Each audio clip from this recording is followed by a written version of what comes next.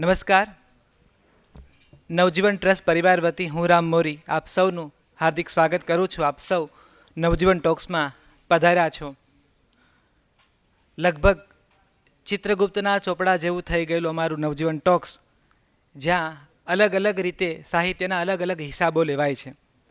તો આજ સુધી સર્જકો, સાહિત્યકારો, કવિ, લેખક, અનુવાદક, પત્રકાર અહીંયા આવી પોતાની કેફિયત રજૂ કરે છે, પોતાની કથાઓ વિશે વાત કરે છે. તો અમને થયું કે ચાલો હવે બાપુની લાકડીનો ભરડો સંપાદકો અને તંત્રીઓ સુધી પહોંચાડીએ અને એની પાસે સાહિત્યિક હિસાબ માંગીએ. એ હિસાબમાં રહેલો સાહિત્યનો એક ઇતિહાસ તપાસીએ તો કદાચ જૂના સમયનું અજવાળું નવા સમયને નવી કેડી બતાવશે. તો એ જ પરંપરાના ભાગરૂપે આપણી વચ્ચે મુંબઈથી દીપક દોશી પધાર્યા છે. હું દીપકભાઈને વિનંતી કરીશ કે મંચ ઉપર પોતાનું સ્થાન ગ્રહણ કરે. આદરણીય દીપક દોશી. લગભગ આ હવે 3.5 વર્ષ જૂની નવજીવન ટોક્સની પરંપરા થઈ છે. પુસ્તકો વિશે વાત કરીએ છીએ, કવિતા વિશે વાત કરીએ છીએ, નવલકથાઓ વિશે વાત કરીએ છીએ.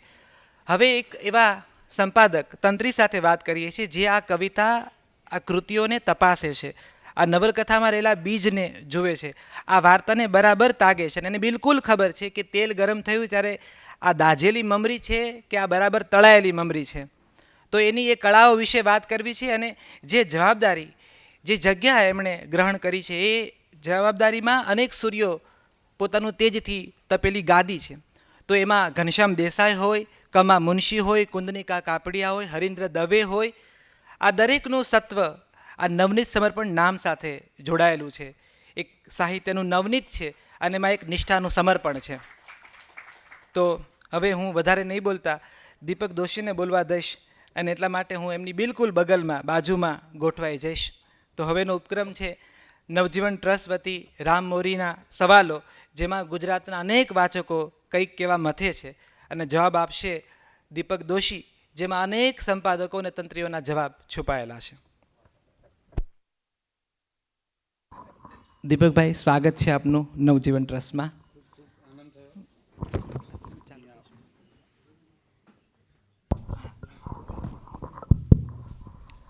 તો નવજીવન ટોક્સના ઓટલા ઉપર આપણે બેઠા છીએ અને અહીંયા ગાંધી સંસ્કારનો, ગાંધી સાહિત્યનો વડલો છાંયો આપી રહ્યો છે અને આપણે વાત નવનીત સમર્પણની કરવાના છીએ. મૂળે તો આ જે ગુણીજનોની હાજરી છે અને કેમેરાની પેલે પાર એક બહુ મોટો વર્ગ છે જે આ સંવાદને માણી રહ્યા છે, એના માટે એક આ પ્રશ્ન છે. હવે આટલા વર્ષો પછી તમારા માટે નવનીત સમર્પણ એટલે શું? આનો જવાબ આપતા પહેલાં થોડીક એની ભૂમિકા બાંધવું તો એમ કે મુનશીજીએ એમના એક પત્રમાં 3 ગુરુઓનો સ્વીકાર કર્યો છે. એક તો આપણા શ્રી અરવિંદ, એની બેસન્ટ અને ગાંધીજી. એટલે એક ગુરુ સંસ્થામાં એક શિષ્ય સંસ્થાની વ્યક્તિ આજે તમારા ઓટલામાં આવી છે અને એ બહુ મોટા આનંદની વાત છે. અને હું જોઈ પણ રહ્યો છું કે નવજીવન જે રીતે ખરેખર એણે વડલો શબ્દ વાપર્યો એ યથાર્થ રીતે સાર્થક પણ થાય છે. કેટલી બધી પ્રવૃત્તિઓ અમે તો જોઈને થોડાક, હવે મુંબઈમાં પહેલાં એટલી બધી પ્રવૃત્તિ થતી કે અમને થતું કે આ શું વાત છે, પણ હવે અહીંયાની પ્રવૃત્તિ જોઈને એમ થાય છે કે આવી બધી પ્રવૃત્તિ અહીંયા કેમ નથી થતી. એટલે કોઈ આજે જ મને કહ્યું કે આવું મુંબઈમાં ક્યારે, તો મારે લખવું પડ્યું કે તો મુંબઈને ખબર. એટલે ખરેખર એક તો આ પોતાનો સંદર્ભ લાગે કે આ પોતાની જગ્યામાં આવ્યા એવું પણ લાગે. અને મેં કહું એમ કે શિષ્ય ગુરુની સંસ્થામાં આવ્યો છે અને જે કંઈ હું પામ્યો છું એ પૂરા હૃદયથી અને જે છે એવા સત્યથી જ કહીશ.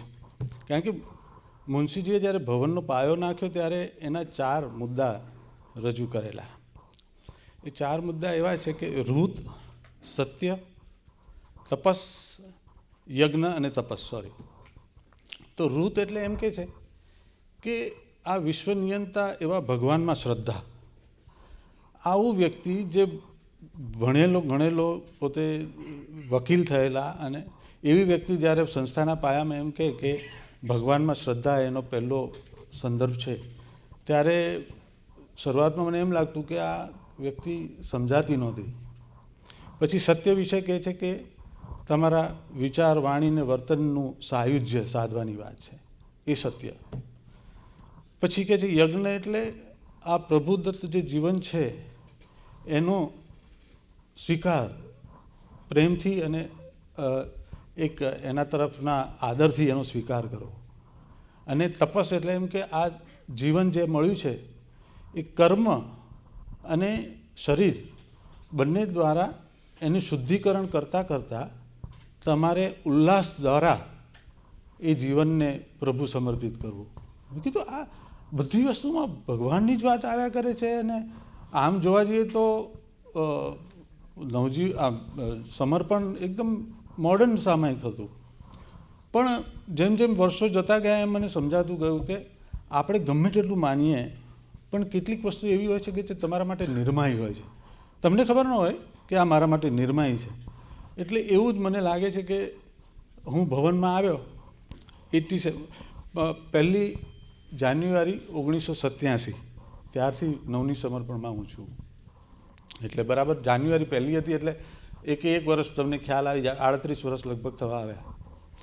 અને એ 38 વર્ષમાં મેં જોયું કે મુનશીજીને જેમ જેમ વાંચતો ગયો એમ મને ખ્યાલ આવ્યો કે એમના જે પાયા હતા એ પાયા પર મારી ઇમારત ચણાઈ છે મને ખબર નથી, પણ મને એટલો અહેસાસ જરૂર થાય છે કે એ જે સમજ્યા છે એ તો સત્ય છે જ. એ સત્ય પર હું કેટલું આચરણ કરી શક્યો છું એ તો તમે બધા કદાચ કહી શકો, નવની સમર્પણ વાંચનારા કહી શકે, એને આનંદથી સ્વીકારનારા કહી શકે. બાકી મને એમ લાગે છે કે એક જીવન કાર્ય જે હોય એ મને નવની સમર્પણો દ્વારા મળ્યું. અને હું એમ કહીશ કે જે એ કહેતા હતા કે ઈશ્વર છે એવી અનુભૂતિ મને નવની સમર્પણ દ્વારા મળી છે. અને હું આ 100% છાતી પર હાથ રાખીને કહી શકું એમ છું. દીપકભાઈ, હિસ્ટ્રીને જરા તપાસીને એક થોડા કારણો જાણવામાં મને રસ છે કે કેવી રીતે નવનીત અને સમર્પણ આ બે ભેગા થયા 1980માં, એ જે આખી વાત થઈ. કારણ કે એક તો 59માં અને એક 62માં. હવે એ બંનેનું ભેગા થવાનું આ કારણ શું અને કેવી રીતે આ નક્કી થયું? કોણ કોણ આના માટે જવાબદાર પરિબળો? હા, એટલે બે વસ્તુ થઈ શકે. એક તો આ હું આવે પહેલાંની વાત છે એટલે થોડુંક ઇતિહાસ વાંચ્યો એટલે ખ્યાલ આવ્યો કે કોઈ મારવાડી હતા, એમનું નામ અત્યારના વિસરું છું, નેવટિયા. હા, નેવટિયા કરીને એ આ ચલાવતા નવનીત. અને નવનીતે તો હિન્દીમાં પણ કરતા અને મરાઠીમાં પણ કરવાની કોશિશ કરેલી. પણ પછી એમને લાગ્યું કે આમાં લોસ થાય છે એટલે એમણે કહ્યું કે હું આરે બંધ કરવું છે. એટલે ત્યારે મુનશીજીએ કહ્યું કે તમે બંધ કરો છો એના કરતાં આખી સંસ્થા અમને સોંપી દો. અને કુંદનિકાબેન ત્યારે ત્યાં સંપાદિકા હતા. એટલે 80માં આ નવનીત જે છે એ સમર્પણ સાથે જોડાયું. મૂળે ભારતીય વિદ્યાભવનનું સામાયિક સમર્પણ, અને એ મોટે ભાગે સાહિત્ય અને સંસ્કૃતિને ભરેલું. અને નવનીત છે મોટે ભાગે થોડુંક પત્રકારત્વના સંદર્ભમાં. એટલે આ બે પ્રવાહો 80માં જોડાયા. એનું એ સારું થયું કે નરસું એ આપણને ખબર નથી, કારણ કે સાહિત્યને થોડુંક નુકસાન થયું હોય. આ બાજુ પત્રકારત્વ જે છે એ પછી સાહિત્યના સંદર્ભમાં થોડું મોડું પડ્યું હોય, બંને થઈ શકે. પણ આ 80માં બનેલી ઘટના. એટલે ત્યારે કુંદનિકાબેન મને લાગે છે એણે વાત કરી, નવનીતમાં કુંદનિકાબેને ઘણું કામ કર્યું, પણ પછી નવનીત સમર્પણ જોઈન થયું ત્યાર પછી માંડ 1-2 મહિના જ એ સંપાદિકા રહ્યા અને પછી ઘનશ્યામભાઈએ સંભાળી લીધેલું.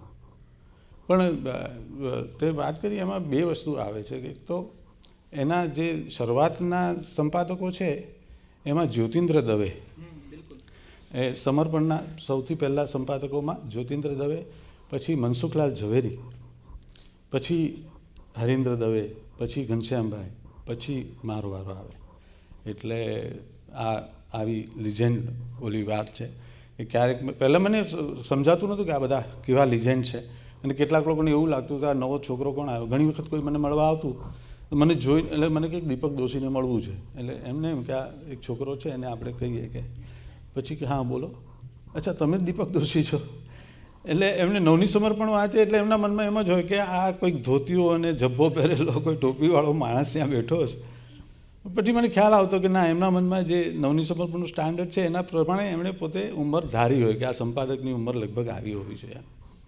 તો આ બે વસ્તુ મેં તેને ખાસ એટલા માટે કે બે જણના નામ આટલા મોટા રહી ન જાય.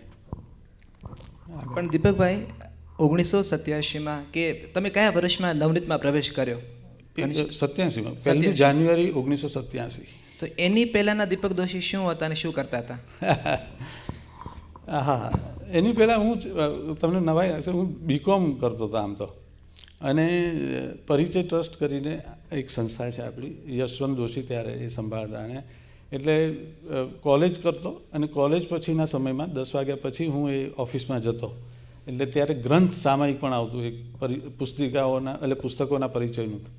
એ અને પરિચય પુસ્તિકા, એ બંનેના જે કંઈ ગ્રાહકો હોય ને એ બધાને કંઈ થોડુંક કંઈક લખવાનું હોય, યશવંતભાઈના કંઈ લેખ હોય તો એને ફરી રીરાઇટ કરવાના હોય સરસ અક્ષરે, તો એવું બધું કામ કરવા હું જતો ત્યાં. એમાંથી મને લાગ્યું કે આ હું બીકોમ કરું છું તો આ આંકડામાં 2+2 એ 4 જ થાય. હું 2+2 કોઈ દિવસ 5 નથી કરી શકવાનો. તો જો આ આખી જિંદગી મારે આ જ કરવાનું હોય તો આમાં મારે નવું કરવાનું તો કંઈ રહેતું જ નથી.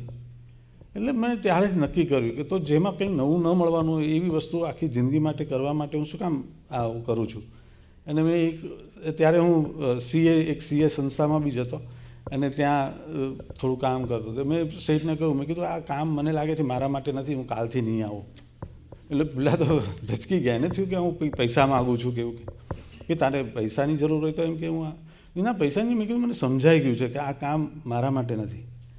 એટલે બસ આવું એક વળાંક જેને કહેવાય જીવનનો, મને સમજાઈ ગયું કે આ કામ મારે નથી કરવાનું. કે આંકડામાં હું કંઈ બદલાવાનું નથી, પણ જે કંઈક નવું થઈ શકે, નવું કંઈ જાણવા મળે એવી કોઈ વસ્તુ શોધું. અને એ શોધના પરિણામે પછી મારે કંઈક ડિસિઝન લીધું. થોડો વખત મેં હરીન્દ્રભાઈ સાથે પણ કામ કર્યું જન્મભૂમિમાં.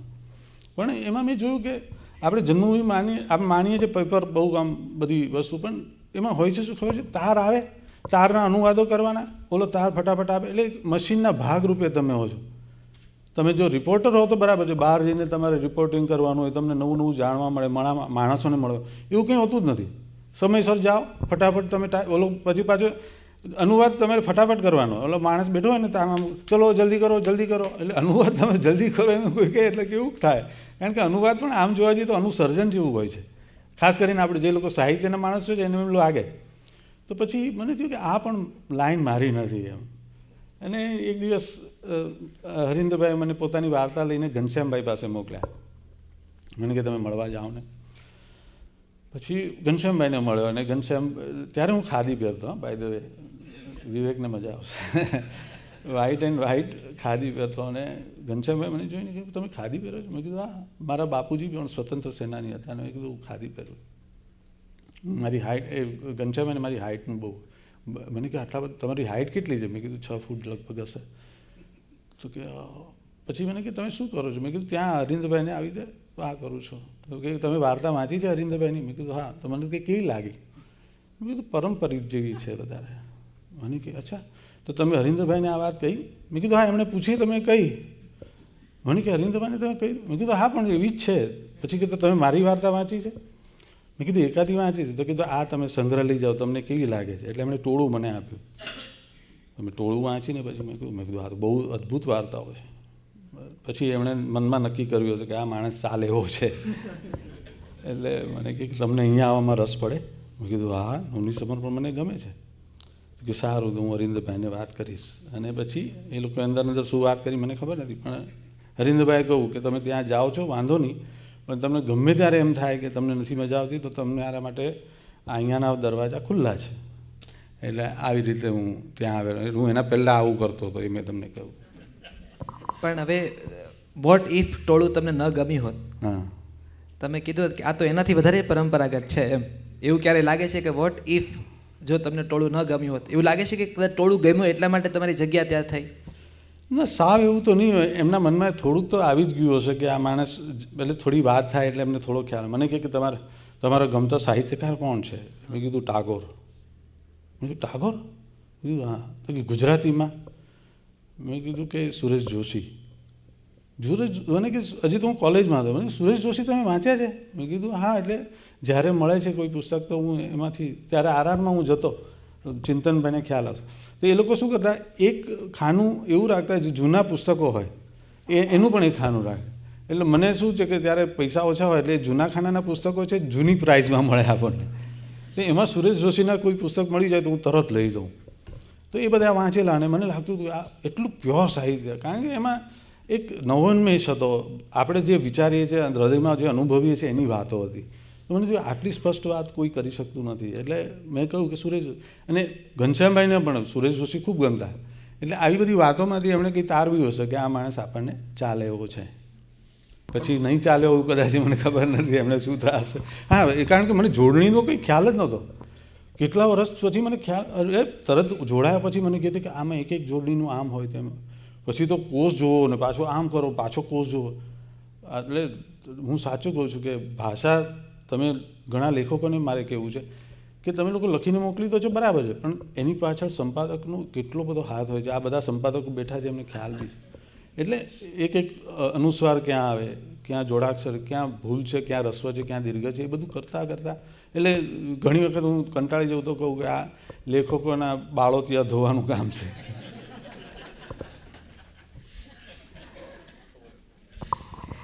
દીપકભાઈ, આ જે સમજ એ તમારી કેટલી ઉંમર હશે તમારી જ્યારે તમે આ ટોળું વાર્તા સંગ્રહ વાંચીને મળવા ગયેલા વાત કરીએ? એટલે 87માં હું કેટલા વર્ષનો હોઈશ? હું 63માં એવું કે 64માં જન્મ્યો હતો. તો 23-24 વર્ષ. હા, 23. તો 22-23 વર્ષનો છોકરો સુરેશ જોશી અને ટાગોરની વાતો કરી રહ્યો છે. આ છોકરાના બાળપણમાં આ સાહિત્યિક સમજ કઈ ઉંમરથી કેળવાઈ હતી? રસ કેવી રીતે પડ્યો સાહિત્યમાં? સાચું કહું તો અમારા ઘરે છાપાય નહોતા આવતા. મારા બાપા આમ ગાંધીયન, પણ એટલા પૈસા નહીં કે છાપા પણ આવે. એટલે અમે સાહિત્ય કે આવું જેને પત્રકાર હતું એનાથી કોઈ પરિચય નહીં. મારો સૌથી પહેલો પરિચય આ મેં કહું એમ ગ્રંથમાં ગયો, પરિચય પુસ્તકમાં. ત્યાં હું જોતો અને ત્યાં હું એ પરિચય પુસ્તકોમાં અને ગ્રંથમાં શું થતું કે પુસ્તકોના રિવ્યૂ થઈ જાય પછી એ પુસ્તકો કાઢે બાજુ પર. પછી યશવંતભાઈ કહે કે આમાંથી કોઈને વાંચવું હોય તો લઈ જજો એમ. એટલે એવું કંઈ લાગે પુસ્તક તો હું લઉં અને પછી એના જે રિવ્યૂ જોયું તો મને લાગે કે અચ્છા આના વિશે આ માણસે આવું લખ્યું છે. એટલે એમાં રસ પડવા માંડ્યો. મેં કીધું હા, સરસ વાત છે. અને જે માણસ જીવન વિશે કંઈ શોધતો હોય જ ને એને જીવનના કોઈ પણ સંદર્ભમાં તરત રસ પડે. તમે જોજો, તમને પુસ્તકમાં કોઈ કહેતું નથી કે તમે વાંચો, તમે અંદરથી વાંચો છો કારણ કે તમને એમાંથી કંઈક મળે છે. તો એવી એક પ્રોસેસ તમારામાં શરૂ થઈ જાય. અને જે શોધક છે, જેને પોતે કંઈ શોધવું છે ને, એ પુસ્તક તરફ જયા સિવાય એનો કોઈ છૂટકો નથી. કારણ કે એક વ્યક્તિ પોતાના અંગત ખૂણામાંથી કંઈક લખે છે જાહેર પબ્લિક માટે, તો આ જે એક અંગતની સાથે એક જેને કહેવાય સોશિયલ, એટલે કે લોકોનો સંદર્ભ જોડી આપવાનું કામ આ સંપાદકનું બી છે, પણ દરેક માણસ પણ એવી રીતે જોડાયેલો છે. એ કોઈકની અંગતતામાં એને પામવો હોય તો એના પુસ્તક દ્વારા જ પમાય છે. એને તમે એમને મળો તોય કદાચ એટલી વાતો ન થાય, પણ પુસ્તકમાં એ પોતાની અંતરતમ વાતો રજૂ કરી શકતો હોય છે. 87માં જોડાયા, ઘનશ્યામ દેસાઈ ત્યારે ઓનબોર્ડ હતા. પ્રારંભિક તમારી ચેલેન્જ કઈ હતી? આ જોડણી બાળોતિયા સિવાયની તમારી પ્રારંભિક સંઘર્ષ તમારો કયા પ્રકારનો હતો? કેવી રીતે જગ્યા તમે કરી? સાચું કહું તો આમ તો જોવા જઈએ તો મેં ખોટનો ધંધો કરેલો એવું મને પહેલાં લાગ્યું. કારણ કે જે પૈસા બીજે બધા મળતા હતા એનાથી અડધા જેટલા જ મળ્યા. એટલે પહેલાં તો મને થયું અરે, પણ ત્યારે જે લગ્ન નહોતા થયા એટલે એવી ખુમારી પોસાઈ થોડી. મને થયું કે ચાલો કંઈ નહીં, થોડા પૈસા ઓછા છે, થોડી ઘરની જવાબદારી હતી, પણ અમે 2 ભાઈઓ હતા એટલે બહુ વાંધો નહોતો આવતો.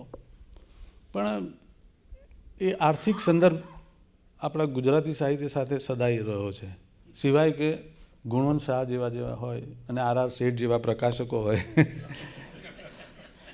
બાકી બધાને આ પ્રશ્ન રહેવાનો છે. બીજી વસ્તુ એ લાગી કે આ જોડણી એટલું જ નહીં, હું કોમર્સમાં હતો એટલે મારે શું થયું કે કોઈ એવા BA કે એવું કર્યું હોય તો થોડા પુસ્તકોનો પરિચય ને થોડુંક તમને એનો હિસ્ટ્રી ખબર હોય. એટલે મારા માટે એ પણ હતું કે ગુજરાતી સાહિત્યનું બેકગ્રાઉન્ડ શું છે, એનો હિસ્ટ્રી શું છે, એની પાછળનો ઇતિહાસ શું છે, એ મારા માટે સાવ નવું હતું. એટલે મેં MA કર્યું અહીંયા આવ્યા પછી. એટલે MA કર્યું એટલે મેં સૌથી પહેલાં ગુજરાતી સાહિત્યનો ઇતિહાસ, આવા દળદાર ગ્રંથો જોયા અને પછી મને થયું અરે આખા વાંચવા પડશે. પછી વાંચ્યા પણ. અને એ રીતે થોડુંક એમ લાગ્યું કે અરે આપણે આ જે વસ્તુ ભાષા આપણને એમ લાગે કે આપણે કંઈ લખીને મહાન થઈ જઈએ એવું બધું હોય છે, પણ લખવું એટલું સરળ પણ નથી. અને લખવું જ હોય તો એના માટે તપસ્યા પણ કરવી જ પડે છે. એટલે તમે લખો ને બધું બસ ફેમસ થઈ જાય એવું નથી. એ તો રામ પણ તમને કહેશે પોતાની રીતે, પણ એ એક તપસ્યા જ છે, જાત સાથેની પણ છે, જગત સાથેની પણ છે. દીપકભાઈ, ઘનશ્યામ દેસાઈ, તમે શું શીખ્યા એની પાસેથી? એને કઈ રીતે ઓબ્ઝર્વ કર્યા? એ કેમેરો કયો હતો તમારો? ઘનશ્યામભાઈનું મેં જોયું કે એમની પાસેથી હું એ શીખ્યો કે ઈશ્વર વિશેની જેને કહેવાય ને કે નાસ્તિકતા જે છે એ તમારા પૂર્વ અનુભવમાંથી આવતી હોય છે. એમને કંઈક એવા અનુભવો થઈ ગયેલા કે ધર્મ પરથી એમનો વિશ્વાસ ચાલ્યો ગયેલો સાવ. અને મને શીખવર અંદરથી એવું લાગે કે આપણે જે દુનિયા જોઈએ છે એ જો આટલી જેને કહેવાય કે કેઓસ જ હોય તો એમાં જીવવાનો કોઈ અર્થ રહેતો નથી. તમે સતત દુઃખ, પીડા, વેદનાની વચ્ચે શું કામ જીવો? અને એવું જીવન શું કામ હોવું જ જોઈએ? અને ન હોવું જોઈએ તો હોય જ નહીં, પણ છે. ધેટ મીન્સ કે કંઈક એવું છે કે જે તમને કંઈક આનંદના માર્ગે દોરી જઈ શકે છે, ભલે આપણને એનો રસ્તો નથી મળ્યો. તો ઘનશ્યામભાઈની બધી વાર્તામાં તમે જોશો ને તો લગભગ તમને વેદના, પીડા અને એના ટોપમોસ્ટ, એવું નથી કે એમણે બનાવટી લખ્યું છે, પણ માણસ જ્યારે જીવનને અંગત રીતે અને પોતાના સંદર્ભથી જોઈએ છે ને ત્યારે એની દ્રષ્ટિ સુધીનું જ એને જીવન દેખાય છે. એટલે એમણે ધારો કે પાસ્ટમાં કોઈક એવા અનુભવો જોયા હોય કે કોઈક ધાર્મિક ગુરુ એમની સાથે અમુક જાતનો વ્યવહાર કર્યો હોય તો એમને થાય કે આવો ધર્મ હોઈ શકે. એટલે એમને થયું કે ના, આ બધું ધર્મની વાતો છે, એ બધી બકવાસ છે. એટલે એ સંદર્ભ મને લાગ્યું કે ના, સાવ આવું તો નહીં જ હોય. અને મેં મારો પ્રયાસ ચાલુ રાખ્યો કે ના, કોઈક વસ્તુ જીવનમાં એવી હોવી જોઈએ જે સાર્થકતા તરફ લઈ જાય, આનંદ તરફ લઈ જાય. અને ઘનશ્યામભાઈ પણ ખોટું નથી કહેતા, પણ મને એવું લાગે છે કે એ જ્યાં અટક્યા છે એનાથી થોડુંક આગળ જઈએ કદાચ આપણી રીતે તો મને જે જોઈએ છે કદાચ હું પામી શકું. આ થઈ વ્યક્તિ ઘનશ્યામ દેસાઈની વાત. તંત્રી તરીકે એમની સજ્જતા કયા પ્રકારની હતી જે તમને થાય કે આ બહુ સરસ હતું ને? એવી બાબતો કે કદાચ આ ટાળી શક્યા હોત, જો મારા હાથમાં હું ઘનશ્યામ દેસાઈ હોત તો હું આ ભૂલો ન કરત, એવી વાતો કઈ? ઘનશ્યામભાઈમાં એવું હતું કે એ બહુ રિલેક્સ રહેતા. આમ પણ ભારતીય વિદ્યાભવનનું વાતાવરણ તમે જુઓ તો તમને એમ જ લાગે કે બધા નિરાહાતે બેઠા છે, પણ મેં જોયું કે બહુ રિલેક્સ હતા, કારણ કે એમને ખબર હતી કે આ કામ મારે જે કરવાનું છે હું કરી રહીશ. અને ત્યારે શું હતું કે અમારે પોસ્ટિંગની કોઈ ડેટ એવી નથી કે તમારે આ તારીખે પોસ્ટ કરી દેવાનું હોય. એટલે મેટરો આવે ત્યારે પોસ્ટમાં મેટરો આવતી, એટલે પોસ્ટમાં આવે એટલે અઠવાડિયું તો તમને ત્યાં જાય, પછી પોસ્ટમાં આવેલી મેટર તમે જુઓ, વાંચો, પછી તમે એને જવાબ આપો, એટલે અઠવાડિયું પેલું જવાબ આપવામાં જાય, એટલે 15 મહિનો તો ક્યાંય નથી ગયો. જે અત્યારના 10 મિનિટમાં બધા લોકો પૂછે દીપકભાઈ મેં ઓલું મોકલ્યું તમે જોયું? અરે પણ 10 મિનિટ થઈ છે, એમાં હું ક્યાંથી જોઈ શકું? પણ એવું થાય. અને ધારો કે 10 મિનિટમાં મેં ભૂલથી જોઈ બી લીધું અને મેં કહ્યું કે નથી આ યોગ્ય, અચ્છા તો હું બીજી 2 મોકલું છું, જરા જોયું. એટલે ત્યારે ઘનશ્યામભાઈનું આ જે હતું કે રિલેક્સ વસ્તુ થઈ જ જાય અને થતી પણ હોય. પણ ત્યારે સૌથી સારું એ હતું કે અમારે કંઈ એવી ડેટ નથી, એટલે અમે શાંતિથી એ કામ કરી શકતા. અને પણ પછી જેમ જેમ યુગ બદલાતો ગયો એમ આવ્યું કે ભાઈ હવે તમારે 1લી તારીખે લગભગ બધાને પહોંચી જાય અંક, ઓક્ટોબરની 1લી ઓક્ટોબરનો અંક પહોંચી જાય એવું કરવાનું છે. એટલે અમારે સપ્ટેમ્બરમાં બધું તૈયાર કરવું પડે. તો પછી મેં કીધું ના, ઘનશ્યામભાઈવાળી વાત આપણને નહીં ચાલે. એટલે મેં બધું પ્લાનિંગનું શરૂ કર્યું કે હવે પ્લાનિંગ. પહેલાં ઘનશ્યામભાઈ ફર્મો, એમને બધાને પ્રિન્ટિંગનો ખબર છે, ફર્માવાળા, તો ફર્મો મોકલતા, 32 પાના મોકલતા. મેં કીધું 32 પાના મોકલીએ તો શું થાય કે મેટર ક્યાંક ખૂટે, ક્યાંક ઓલું થાય તો આપણે એમાં એડજસ્ટમેન્ટ કરીએ કે ચાલો આ 2 પાનાની મેટર છે ને અહીંયા ઘૂસી જાય તો ઘૂસાડી દો. મેં કીધું એવું આપણે આપવાના છે 136 જ પાના, તો એક સાથે ગોઠવીએ તો શું વાંધો છે? એટલે મેં આખી વસ્તુ 136 પાના એક સાથે ગોઠવવાની કરી, જેથી કરીને મેટરને તોડવી ન પડે ક્યાંય, અને હું બને ત્યાં સુધી અનુસંધાન ના આપું, જેથી કરીને વાચક ઠેઠ સુધી એક પોતાના પ્રવાહમાં જઈ શકે. તો આ એક મોટી વાત મને એમ લાગે કે મેં આખું એક સાથે હું પ્લાનિંગ કરી નાખતો કે એક સાથે 136 પાના કરી નાખવાના. અને બીજું તો મને તે પ્રશ્ન જ મનામાંથી નીકળી ગયો, શું કહેવાનું છે, શું શીખ્યો તંત્રી તરીકે તમે એ કઈ બાબત એનામાંથી શીખ્યા? હા, બીજું કે હા, એ ઘનશ્યામભાઈની એક વસ્તુ હતી કે કોઈ બી વસ્તુ એમ બહુ આક્રમક થઈને ન કહે, જે મારામાં સતત હતું કે હજી પણ મારામાં ક્યારેક આવી જાય કે જે મને સાચું લાગે ને ફટાક કરીને કહી દેવાનું મન થાય કે ના હવે શું આમાં કંઈ દમ નથી, આમ જેને કહીએ ને આપણે 1 સેકન્ડમાં, એવું નહીં. એ કોઈ પણ વસ્તુને બહુ શાંતિથી ધીરજપૂર્વક હસતા હસતા કહી દે. એટલે મને લાગ્યું કે હા, જો હસતા હસતા કહીએ છીએ તો એની એ જ વાત એને બોલોને માઠું નથી લાગતું. જ્યારે આપણે એ સાચી વાત કહીએ છીએ તો પણ માઠું લાગવાની શક્યતા છે. એટલે હું એ શીખવાની કોશિશ કરું છું. હું શીખ્યો છું કે નહીં ખબર નથી. ને પછી જ્યારે તંત્રી પદે સંપાદક તરીકે તમે નવનીત સમર્પણ સંભાળ્યું અને કામ કરતા રહ્યા, મને હવે એ જાણવામાં બહુ રસ છે કે તમારે કુંદનિકાબેન સાથે કોઈ રીતે સંપર્ક થયેલો, અને કારણ કે એ પોતે નવનીત સાથે જોડાયેલા હતા, તમારા કામ વિશે કુંદનિકાબેને ક્યારેય કોઈ વાત તમારી સાથે કરેલી? હા, એટલે હું મકરંદભાઈને મળવા જતો ત્યારે કુંદનિકાબેન હોય, અને પછી મકરંદભાઈ નહીં રહ્યા ત્યારે કુંદનિકાબેન બદલાયા થોડા, અને કંઈ પણ હોય તો મને એમના 2 છેલ્લા પુસ્તકો આવે વાર્તાના, મારા જન્મ પહેલાંની બધી વાર્તાઓ, એટલે આખો ઢગલો લઈને મને કે દીપકભાઈ આ તમે જરા જોઈ આપો, આ વાર્તાઓ ચાલે એમ કે નહીં. એટલે હું બધી વાર્તાઓ જોઈ ગયો. વાર્તા વિશેની મેં મારી ટિપ્પણીઓ મૂકી અને કહું કે આ વાર્તાઓ સરસ છે અને થઈ શકે. એટલે 2 સંગ્રહો એ થાય, અને એમણે લખ્યું પણ છે એમાં કે દીપકભાઈ. પણ કુંદનિકાબેને એકવાર હું ગયો ને મને કે આ તમે નવનીત સમર્પણમાં જે શ્રદ્ધાંજલિ લખે છે કોણ લખે છે? મેં કીધું કેમ? મેં કીધું ના, એટલે મારે જાણવું છે. મેં કીધું હું જ લખું છું. ઘરે મને કે હું ગુજરી જાઉં તો તમે શું લખો? હવે આવો પ્રશ્ન કોઈ આપણને પૂછે. મેં કીધું બેન એ તો હવે અત્યારના તો હું કેવી રીતે કહું, પણ મેં કીધું ત્યારે જે મને અનુભૂતિ થાય એવું હું લખતો હોઉં છું.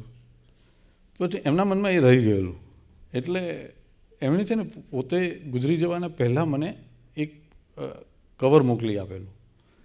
એટલે આ કવર એમ કે હું ન રહું ત્યારે તમે ખોલજો, કેવું લાગે આપણને. મેં કીધું અરે આ શું? પછી થોડો વખત પછી બીજું કવર આવ્યું કે હું જરા જરૂર કરતાં વધારે જીવી ગઈ છું. એટલે એમ કે હવે જે કે પહેલું કવર છે એ નહીં, પણ હવે આ કવર તમે ગણનામાં લેજો. એટલે મેં કીધું આ બધું શું ચાલે છે? પણ પછી થોડા વખતમાં શી વોઝ નો મોર. પછી મને થયું કે આ શું છે? પછી મને થયું કે આ પત્ર આખું એમના શબ્દોમાં, એમના જ હસ્તાક્ષરમાં છાપવું જોઈએ. એ પછી મેં એમના હસ્તાક્ષરમાં પણ છાપ્યું, અને મારે એમના વિશે જે કંઈ કહેવાનું હતું એ પણ મેં કહ્યું એમાં.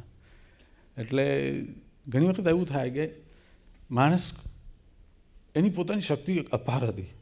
વાર્તા કહેવાની જે એમની ગજબની શક્તિ, ગજબના શાર્પ, અને મકરંદભાઈ એનાથી સાવ જુદા, એ અંતઃકરણના માણસ, અને બધી વસ્તુમાં એમને ભગવાન પરની એટલી શ્રદ્ધા કે કંઈ કરવાનું મન જ, એ આમ ઓલિયા માણસ હતા.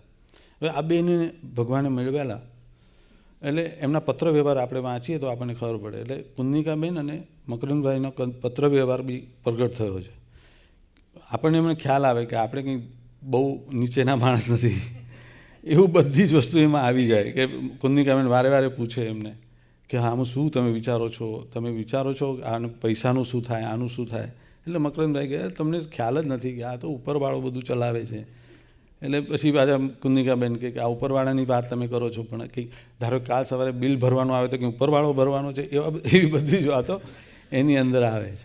એટલે કુંદનિકાબેન સાથે મળવાનું થયેલું મારા ઘરે. એટલે મારું ધરમપુરમાં નાનું ઘર છે, ત્યાં પણ આવી ગયેલા, અને મને હંમેશા ફરિયાદ પણ કરે કે તમે ધરમપુર જાઓ છો તો અહીંયા આવતા જાઓ. તો એટલે શરૂઆતમાં તમારે ટેક્સીમાં, રિક્ષામાં જવાનું હોય, એટલે રિક્ષાવાળાને અમે ન કહી શકીએ કે તમે અહીંયા જાઓ ને પછી અમને ધરમપુર મૂકો. એટલે અમારે ડાયરેક્ટ જતું રહેવાનું થાય.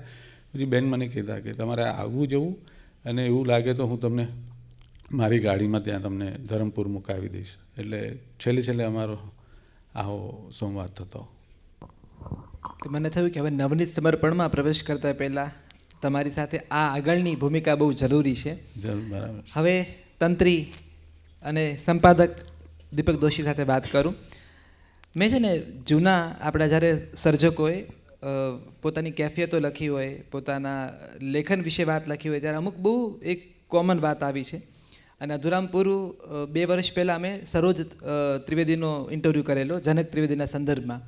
ત્યારે સરોજબાઈએ એકદમ કહેલું કે જનકભાઈ વાત લેખકો તોફાન કરે, બહુ જ ઓછા એવા હોય જે ઓછા તોફાની હોય, વધતા ઓછા અંશે તોફાની હોય છે. હા, અને તંત્રીઓને એના બહુ સારા અનુભવો હોય છે, ખરાબ પણ. તો સરોજભાઈ વાત કરેલી કે બચુભાઈ સાથે અને કુમારમાં એવું કરેલું કે જનકભાઈ વાર્તા મોકલે અને પહેલાં ન છાપે, કંઈક નિબંધ મોકલે ન છાપે. એમાં એકવાર સરોજબેનના નામે કૃતિ મોકલી જનકભાઈ, અને એ કૃતિ છપાઈ ગઈ. પછી એ સિલસિલો ચાલતો રહ્યો. પછી એકવાર સરોજબેન અને જનકભાઈ બંને બચુભાઈ રાવતને મળવા ગયા, ચા પીધી, આમ તેમ. પછી વાતોમાં બચુભાઈ પામી ગયા, એટલા તો સંપાદકો હોશિયાર હોય છે, એમ કે વાતોમાં પામી ગયા કે આ જે આવે છે ને એ આમનું નથી, આમનું છે. અને પછી ઉઘાડા પડી ગયા આપસમાં. એટલે પછી હસી લીધું, ચા પી લીધી, અને વાત ત્યાં સંકેલાઈ ગઈ. આ તો સરોજબા બોલ્યા, કારણ કે લખાણમાં નથી આ વાત. જનકભાઈ એટલા તોફાની હોવા છતાં ખબર નહીં કેમ આ વાત એને લખી નથી, પણ આ સરોજબેને વાત કરી હતી. એક ટ્રેન્ડ સ્ટાર્ટ થયેલો 2012માં, જ્યારે ફેસબુક નવું આવેલું ત્યારે. હું મારી પેઢીને ખુલ્લી પાડી રહ્યો છું કે મારી પેઢીના લખતા છોકરાઓએ છોકરીઓ નામના અકાઉન્ટો બનાવેલા અને પછી તંત્રીઓ સાથે ચેટ કરતા. અચ્છા. અને કે સર હું કવિતા લખું છું પણ ડરું છું એમ. અને પછી આ બધા સ્ક્રીનશોટ અમારા ફેસબુક અમારા વોટ્સઅપ એકાઉન્ટમાં આવે કે આ તંત્રીને પાડ્યા, આ તંત્રી સાથે કૃતિઓ એક્સેપ્ટ કરાવી. અને પછી એવા અમુક નામો સાથે કૃતિઓ છપાતી હોય અને એ તંત્રીને એ કવિયત્રી ક્યારેય જડે નહીં. દીપકભાઈને એવા અનુભવ થયેલા કે છોકરીઓના નામે કૃતિ આવી હોય કે કોઈ નામ બદલીને મોકલી હોય કૃતિ, અને પછી આરોપ હંમેશા મૂકે છે કે તંત્રીઓ અમારી સાથે અન્યાય કરે છે. તમારી સામે કોઈ ફરિયાદ કરેલી આવી ક્યારે? એટલે છોકરી કોણ છે તો ખબર પડવી જોઈએ ને. પણ કોઈ લેખકે કહ્યું હોય કે દીપકભાઈ ફલાણી કૃતિ છે ને એ તમે. તમને સાચું કહું, પ્રવીણસિંહ ચાવડા છે, આપણે સામે જ બેઠા છે, આપણે ગ્રેટ વાર્તાકાર.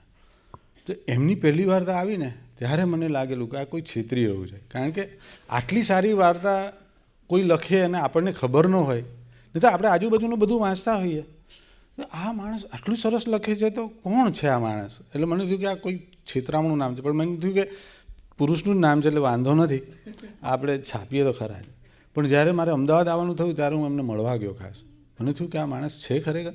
કારણ કે આમ પહેલાં લખતા 50 વર્ષ પહેલાં કુંદિકાબેન જ્યારે સંપાદિકા ત્યારે, પછી 50 વર્ષમાં સાવ કંઈ ન લખ્યું હોય, અને પછી અચાનક આટલું સરસ લખાણ આવે એટલે મને થયું કે આ કોણ છે? મળવા ગયો પછી મને થયું કે હા બરાબર, વ્યક્તિ તો આ સાચી જ છે. અને સામે પક્ષે આવું પણ હતું. મને એમણે એમ કહ્યું, મને કે મેં મનમાં રાખેલું કે આ જો નવની સમર્પણમાં કૃતિ છપાશે તો જ આગળ વાર્તાઓ લખીશ, નહીં તો નહીં લખું. એમના 8 કે 9 વાર્તા સંગ્રહ આવ્યા. અરે આ તાળી પાડો યાર.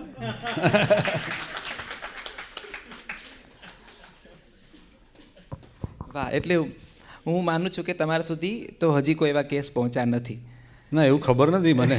કારણ કે પણ મારું એક સાચું કહી દઉં, મને હંમેશા થોડોક એટલે નારી કહું, કારણ કે સ્ત્રી કહીએ તો પાછી લફડો થાય. નારી વાત પ્રત્યે મને થોડોક સમભાવ તો રહે જ. એનું કારણ છે કે અત્યાર સુધી જો ધીરુબેન આટલું સરસ લખતા તો એમને અન્યાય થયો છે. મોટે ભાગના કેટલા બધા જે મળવા જોઈએ એવા પારિતોષિકો એમને મળ્યા નથી. એમની કૃતિઓના સંદર્ભમાં પણ અને એમનું કાર્ય પણ, આટલી બધી સ્ત્રીઓને લખતી કરવી, એમનામાં બધામાં રસ લેવો. એમને ધારો કે મારે કેવું, ધીરુબેનભાઈ મને વાર્તા જોઈએ છે, મને ક્યારે જોઈએ છે? મેં કીધું ક્યારે આપશો? મને કે આજે જ. ખરેખર? એટલે હું ઘરે જઉં ને તો વાર્તા લખેલી હોય, અને પાછળ એમ નહીં કે આપી દે લો અને કે ચાલો બેસો. પછી મેં કીધું બોલો શું કિસ્સો? ચા કોફી? નહીં કે મેં કીધું ચા કોફી હું રાતના નથી પીતો. આઈસ્ક્રીમ મંગાવે, પહેલાં આઈસ્ક્રીમ ખાવા, પછી કે હવે સાંભળો. એટલે વાર્તા પોતે વાંચે. પછી મેં કીધું ધીરુબેન તમે દર વખતે મને કહો છો બરાબર, વાર્તા આપી દો છો, પણ પછી તમે આખું વાંચો. મને કીધું હું તમારા ફેસ પર જોઉં કે મારી વાર્તા કેવી છે. એટલે એમનામાં એ આ જીવંતતા અને દરેક વસ્તુમાં રસ લેવાનો, એમના જીવનમાં રસ લેવાનો. ઇવન ઈશાન સાથે પણ એમનો એવો જ સંબંધ, મારો દીકરો, એની સાથે પણ એમનો એવો જ ઘનિષ્ઠ સંબંધ. તો આવી બધી સ્ત્રીઓ છે. અને હું એમ માનું છું કે હવે કે પુરુષોએ છે ને એ જે સ્ટેજ હતું કે એ સ્ટેજ પરથી હવે સ્ત્રીઓ થોડીક આગળ નીકળી ગઈ છે, કારણ કે એ એટલી બધી તૈયાર થઈ બહારની દુનિયામાં આવી એટલે એણે બહારનું વિશ્વ બી જોયું અને ઘરનું અને આંતર વિશ્વ પણ એમણે જોયું. તો એમની પાસે બે માર્ગો છે અને બંનેનું એવું સરસ જક્સ્ટાપોઝ કરી શકે છે લોકો કે આપણને જે પુરુષ પાસેથી ન મળે એ સ્ત્રી પાસેથી મળે. અહીંયા મોના જોશી બેઠા છે, તમે જોશો તો એમની વાર્તાઓ જોશો તમને એમ લાગે આ ફેમિલીની વાર્તા છે, પણ એવું ન હોય. એવી એક સરસ વસ્તુ એની અંદરથી તમને મળે કે તમને એમ થાય કે અરે વાહ, આ કમાલ છે, આવું આપણે કોઈ દિવસ વિચાર્યું નહોતું. એક એવો અભિગમ કે જે આપણને એમ લાગે કે એમાંથી આપણને પ્રેરણા મળે. તો આવું હું માનું છું કે જો આપતો પણ હોઉં ધારો કે થોડુંક, તો મને એમ લાગે છે કે વાઇબ એવું આપવું જોઈએ એવું મને લાગે છે એમને. એ દરેક વખતે તાળી પાડવાની જરૂર નથી. દીપકભાઈ, નવનીત સમર્પણ મેગેઝિન જ્યારે આમ ઉથલાવીએ ત્યારે આમ હું જોઉં કે કવિતા, વાર્તા, પછી હાસ્ય નિબંધ પણ હોય, કોઈ પુસ્તકનો પ્રતિભાવ રિવ્યૂ પણ હોય, પછી શિલ્પ સાહિત્યને લઈને હોય, કળાને લઈને કોઈ વાત હોય, હવે તો પછી નવલકથાના પ્રકરણો પણ હોય, છેલ્લે હાસ્યને લઈને પણ હોય. થાક ન લાગે ક્યારેક કે કેટલી બધી વસ્તુઓ, કેટલા બધા પ્રકારોને એક ટોપલામાં લઈને ચાલુ છું, તો ક્યારે એવું થાય ખરું કે આ બધાને નાથવામાં દીપક દોશી હાંફી રહ્યા છે, એવો અનુભવ ક્યારે આટલા વર્ષોમાં થયો છે? તમને લાગે છે? વાંચતા તો હજી સુધી નથી લાગ્યું. બસ, તો એનું કારણ એક છે કે આ મેં કહું ને ભવનના પાયાની વાત, એમાં ક્યાંક મારો જવાબ છે. એટલે હું પામી ગયો છું એમ નથી કહેતો, પણ મને એવું સમજાય છે કે તમારા ભાગે જે કંઈક આવ્યું છે એ તમને સોંપવામાં આવે છે. તો જો સોંપવામાં જ આવ્યું છે તો પછી એને પૂરેપૂરો ન્યાય શું કામ ના આપો? અને જો તમે પૂરેપૂરો ન્યાય આપો છો ને તો પછી થાક પણ લાગે તો પણ એ થાક પણ એનો ભાગ જ છે. શું કામ એમ માનવું કે બધી વસ્તુમાં આનંદ જ આવવો જોઈએ? એવું કંઈ જરૂર નથી. તમને જે કામ કરો છો એનો થાક લાગે તો થાકવાનું અને કરવાનું જ, પણ જેટલું થાક લાગે તોય વાંધો નહીં, તમારે કરવાનું છે એટલે કરવાનું જ, અને બેસ્ટ પોસિબલ વેમાં કરવાનું. દર વખતે એવું નથી શક્યું હતું, ક્યારેક એમ પણ થાય કે આ કૃતિ થોડીક નબળી છે, પણ હું એમ માનું કે આ થોડીક કૃતિ નબળી છે એને હું ચાન્સ આપીશ ને કાલ સવારે એને બે માણસો કહેશે બી ખરા કે જો આમ હોત ને તો વધારે સારું થાય.